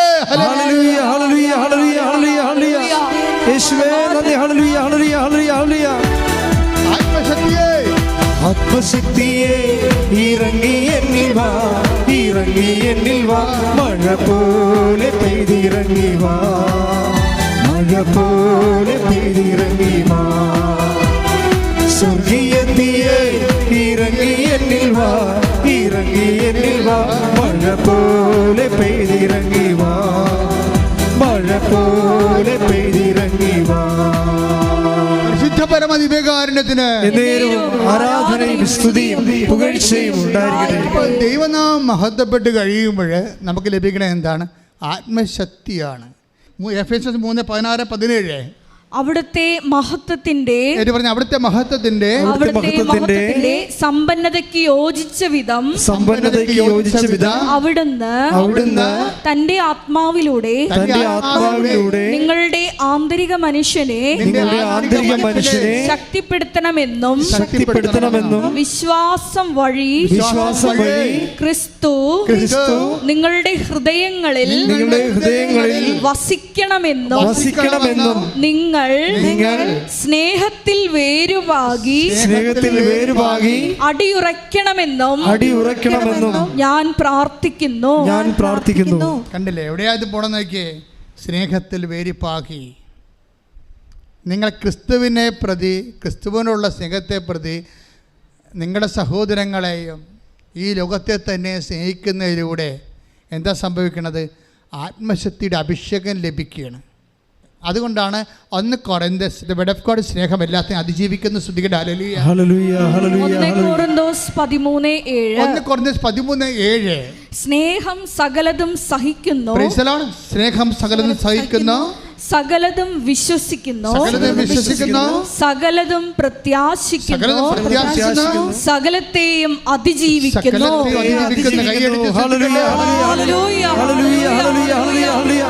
ഞങ്ങളുടെ ജീവിതത്തിലുണ്ടാകുന്ന വിവിധ പ്രതിസന്ധി ഘട്ടങ്ങളെ സ്നേഹത്താൽ അതിജീവിക്കുവാൻ ഈ ആരാധനയിലൂടെ ഞങ്ങളെ അഭിഷേകം ചെയ്യണമേ. ഹല്ലേലൂയ. പരിശുദ്ധ പരമദിവ്യകാരുണ്യത്തിന് ആരാധനയും സ്തുതിയും പുകഴ്ചയും ഉണ്ടായിരിക്കട്ടെ. ഈ എല്ലാത്തിനെയും അതിജീവിക്കുന്ന 1 കൊരിന്തോസ് 13:7 ദൈവസ്നേഹത്തെക്കുറിച്ചാണ് ഇവിടെ എഫേസ്യസ് 3:17 വായിക്കുന്നത്. ശ്രദ്ധിക്കട്ടെ. ഹല്ലേലൂയ. ഹല്ലേലൂയ. ഹല്ലേലൂയ. ഹല്ലേലൂയ. യേശുവേ നന്ദി. ഹല്ലേലൂയ. ഹല്ലേലൂയ. വിശ്വാസം വഴി ക്രിസ്തു നിങ്ങളുടെ ഹൃദയങ്ങളിൽ വസിക്കണമെന്നും വിശ്വാസം വഴി ക്രിസ്തു നിങ്ങളുടെ ഹൃദയങ്ങളിൽ വസിക്കണമെന്നും നിങ്ങൾ സ്നേഹത്തിൽ വേരുവാകി അടിയുറയ്ക്കണമെന്നും ഞാൻ പ്രാർത്ഥിക്കുന്നു. അപ്പോസ്തലന്റെ പ്രാർത്ഥനയാണ്. അപ്പോസ്തലൻ എഫേസ്യ സഭയ്ക്ക് വേണ്ടി പ്രാർത്ഥിക്കുകയാണ്. എല്ലാ സഭകൾക്കും വേണ്ടിയുള്ള അപ്പോസ്തലന്റെ സ്വപ്നം അതാണ്. എന്താണ്? നിങ്ങൾ ക്രിസ്തുവിൻ്റെ വിശ്വാസത്തിൽ ക്രിസ്തു നിങ്ങൾ ജീവിക്കണം. പിന്നെന്താണ്? അത് നിങ്ങൾക്ക് ശക്തിപ്പെടുത്തണം. ആ ശക്തിയെക്കുറിച്ച് പറഞ്ഞേ, ശക്തിയെക്കുറിച്ച് വായിച്ച് ശ്രദ്ധിക്കട്ടെ. ഹല്ലേലൂയ. അവിടുത്തെ മഹത്വത്തിന്റെ സമ്പന്നതയ്ക്ക് യോജിച്ച വിധം, അവിടുത്തെ മഹത്വത്തിന്റെ സമ്പന്നതയ്ക്ക് യോജിച്ച വിധം അവിടുന്ന് തന്റെ ആത്മാവിലൂടെ നിങ്ങളുടെ ആന്തരിക മനുഷ്യനെ ശക്തിപ്പെടുത്തണമെന്ന്. ആന്തരിക മനുഷ്യന്റെ ശക്തീകരണം അഗസ്റ്റിനിൽ സംഭവിക്കുന്നത് അതാണ്. എഫേസ്യർ 3:17 പറയുന്ന ആന്തരിക മനുഷ്യൻ്റെ ശക്തീകരണമാണ് ഈ അഗസ്റ്റിനിൽ സംഭവിക്കുന്നത്. എന്താണ്? അതുകൊണ്ടാണ് ജയിലിൽ കിടന്നുകൊണ്ട് ഈ മനുഷ്യൻ ആ ശക്തിയിലാണ്, ആന്തരിക മനുഷ്യൻ്റെ ശക്തിയിലാണ് ഈ മനുഷ്യൻ പറയണത്. എന്താണ്? അയാളുടെ മുമ്പേ വെച്ചുകൊണ്ട് തന്നെ ഞാൻ ഇറങ്ങിപ്പോകും, ഞാൻ ജാമ്യം എടുക്കാനോ അല്ലെങ്കിൽ എനിക്ക് ജാമ്യക്കാരോ ആരുമില്ല. എൻ്റെ ജാമ്യം ആരാണ്? എൻ്റെ അമ്മയാണ് എൻ്റെ ജാമ്യം, പരിശുദ്ധ അമ്മ എന്നെ ഇറക്കും. അപ്പോൾ ആത്മാവ് പറയും നിന്നെ ഇറക്കാൻ തീരുമാനിച്ചിട്ടുണ്ട്. അപ്പോൾ ഉടനെ തിരിച്ച് ദൈവത്തോട് അവൻ പറയും എന്താണ്? എന്നെ ഇറക്കണമെങ്കിൽ അമ്മ പ്രത്യക്ഷപ്പെട്ട സമയത്ത് ഇറക്കണമെന്ന്. ആ പറഞ്ഞ 2.5 മണിക്കൂർ 3 ദിവസം കഴിയുമ്പോൾ ആ പറഞ്ഞ 2.5 മണിക്കൂർ ഇവൻ ഈ കൃപാസനം പത്രവും കാശ് രൂപ എടുത്തുകൊണ്ട് ജയിലിൻ്റെ പുറത്തോട്ട് ഇറങ്ങി വരും. ശ്രുതികട്ടെ. ഹല്ലേലൂയ.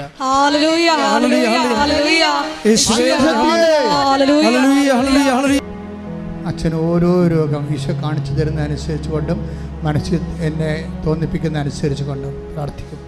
ഇപ്പോൾ കാണുന്ന ദർശനം പറഞ്ഞു തരാം. അതായത് ഒരു മനുഷ്യൻ്റെ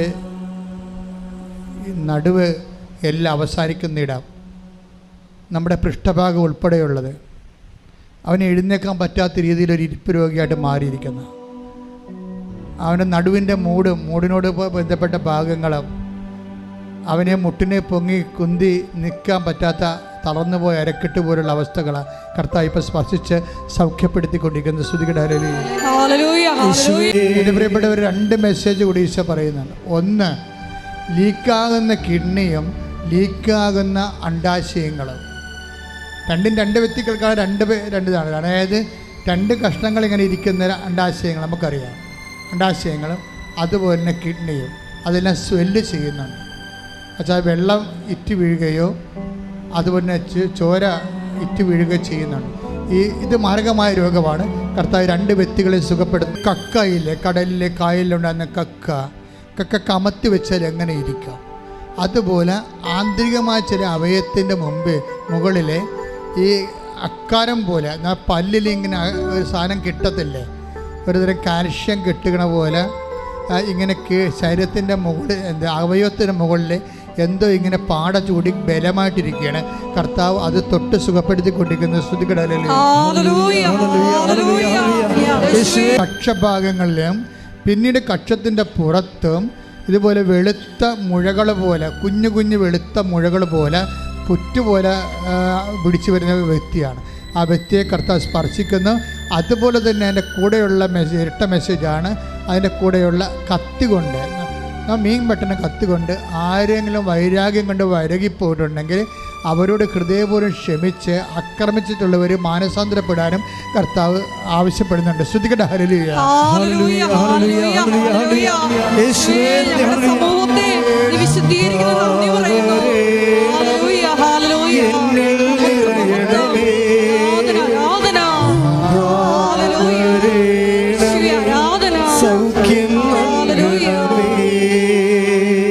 പരിശുദ്ധ പരമദിവ്യകാരുണ്യത്തിന് ആരാധനയും സ്തുതിയും പുകഴ്ചയും ഉണ്ടായിരിക്കട്ടെ. സ്വകാര്യ സ്ഥലങ്ങളുടെ വീക്കങ്ങളും നീരുവീക്കങ്ങളും അതുപോലെ അലർജി രോഗങ്ങളെയും കർത്താവ് സ്പർശിക്കുന്നതിന് വേണ്ടി സുഖപ്പെടുത്താൻ വേണ്ടി ശക്തമായി പ്രാർത്ഥിക്കട്ടെ. ശ്രുതികട. ഹല്ലേലൂയ. ഓൺലൈനിൽ പ്രാർത്ഥിക്കുന്നവർ ശ്രദ്ധിക്കേണ്ടതാണ്. പല്ല് വല്ലാതെ ഇങ്ങനെ കൊഴിഞ്ഞു പോകും. കുറേ വേദനയെടുത്ത് നടക്കും, പിന്നീട് ഒന്നും കഴിക്കാൻ പറ്റത്തില്ല, പിന്നീട് അത് കൊഴിഞ്ഞു പോകും. എന്താണ് രോഗമെന്ന് വ്യക്തമല്ല. കർത്താവ് കീഴ്മോണകളെ കർത്താവ് സ്പർശിച്ച് സൗഖ്യത്തിലേക്ക് നയിച്ചുകൊണ്ടിരിക്കുന്ന. ശ്രദ്ധിക്കട്ടെ. ഹല്ലേലൂയ. നിങ്ങൾക്കറിയാം, കർത്താവ് വചനം പ്രഘോഷിച്ച ആ സായാഹ്നത്തിലാണ് അത്ഭുതകരമായ മീൻപിടുത്തം നടന്നത്. ആ വചനത്തെ വിശ്വസിച്ചവർക്കെല്ലാം കർത്താവിൻ്റെ അടയാളം കാണിച്ചു കൊടുത്തു. വചനവും വിശ്വസിക്കുമ്പോഴാണ് ദൈവം മഹത്വപ്പെടുകയും വചനം ശക്തീകരിക്കപ്പെടുകയും സൗഖ്യമായി അനുഭവവേദ്യമാകുകയും ചെയ്യുന്നത്. നിങ്ങളുടെ ഓരോ വേദനകളെക്കുറിയും ഞാൻ എൻ്റെ ജന്മം കൊണ്ട് കർത്താവിൻ്റെ തിരുസന്നിധിയിൽ ഞാൻ വേദനിച്ചിട്ടുണ്ട്. അപ്പോഴെല്ലാം വേദനിക്കണ ഒരു കാലത്ത് മനുഷ്യൻ സമാധാനം നഷ്ടപ്പെടുന്ന സമയത്തെല്ലാം കണ്ണീരുമായി കർത്താവ് തിരുസന്നിധിയിൽ ഞാൻ കണ്ണീർ കൊന്തമേ നിന്നിട്ടുണ്ട്. അപ്പോഴെല്ലാം കർത്താവ് തന്നിട്ടുള്ള പരിശുദ്ധാത്മാവിൻ്റെ പോംവഴികളാണ് നമുക്കിന്ന് ഉടമ്പടി പ്രാർത്ഥനയായിട്ടും ആരാധനയായിട്ടും ഒക്കെ നമ്മളിന്ന് അനുഭവിക്കുന്നുണ്ടെങ്കിൽ ആ നല്ല ദൈവം തന്നെയാണ് ഇപ്പം നിങ്ങളുടെ ഓരോരുത്തരുടെ കൂടെ അരികിൽ നിൽക്കുന്നത്. നിങ്ങൾ ഉടമ്പടി വെച്ചിരിക്കുന്ന വിഷയങ്ങളെല്ലാം ഓർക്കുക. ഉടമ്പടി പുതുക്കിയപ്പോൾ വെച്ച വിഷയങ്ങളെല്ലാം ഓർക്കുക. കർത്താവ് അതിൻ്റെ മേൽ തീരുമാനം എടുക്കാൻ പോകുന്ന, കർത്താവ് നിന്നെ അനുഗ്രഹിക്കാൻ പോകുന്ന നിൻ്റെ മക്കളുടെ വിഷയങ്ങൾ, നിൻ്റെ സംരംഭങ്ങൾ, നിൻ്റെ വരുമാന മാർഗങ്ങൾ, നിൻ്റെ ജീവിത മാർഗങ്ങൾ, നിൻ്റെ വിദ്യാഭ്യാസ മാർഗങ്ങൾ, നിൻ്റെ പരീക്ഷാ മാർഗങ്ങൾ, നിൻ്റെ സ്ഥലത്തിൻ്റെ അവസ്ഥകൾ, നിൻ്റെ കടങ്ങൾ, സ്ഥലം വിറ്റുമാറ്റാത്ത തടസ്സങ്ങൾ, നിൻ്റെ യാത്രയുടെ തടസ്സങ്ങൾ, വിദ്യാഭ്യാസ തടസ്സങ്ങൾ എല്ലാം ഓർത്തുകൊണ്ട് ഇടിമിന്നൽ പോലെ ശ്രദ്ധിക്കട്ടെ. കർത്താവേ, നിന്റെ ഉന്നതമായ നാമത്തിന് സ്വന്തം ചെയ്തുകൊണ്ട് അങ്ങയുടെ നാമത്തെ മഹത്വപ്പെടുത്തുന്നത് പ്രാർത്ഥിക്കുന്ന, അങ്ങയുടെ നാമത്തെ മഹത്വപ്പെടുത്തി പ്രാർത്ഥിക്കുന്ന രക്തം മഴ പോലെ കർത്താവേ ഓരോ മക്കളുടെ പേര് തളിക്കപ്പെടട്ടെ. ദോഷങ്ങള് ഈ ധ്യാനം എവിടെയെല്ലാം എപ്പോഴെല്ലാം ആരെല്ലാം കൂടുന്നുവോ ലോകവ്യാപകമായ രീതിയിൽ ഈ ധ്യാനം കൂടുന്ന മക്കളുടെ പേരെല്ലാം, എല്ലാ കുടുംബങ്ങളുടെ പേരെല്ലാം, ജീവിത സംഘടനകളുടെ പേരെല്ലാം, സാമ്പത്തിക കടങ്ങളുടെ പേരെല്ലാം, അവരുടെ മക്കളുടെ ദുർനടപ്പിന്റെ പേരെല്ലാം, പൈസാശക്തികളുടെ പേരെല്ലാം, ഒട്ടിച്ചത്തിന്റെ പേരെല്ലാം, എല്ലാ തരത്തിലുള്ള പേരാളുകളുടെ പേരും യേശുവിന്റെ രക്തം പടരട്ടെ. മാർഗ രോഗങ്ങൾ, ജീവിത ദുരിതങ്ങള്, ജീവിത തടസ്സങ്ങള് യേശു ക്രിസ്തു നാമത്തില് മാറിപ്പോകട്ടെ. ഹരേ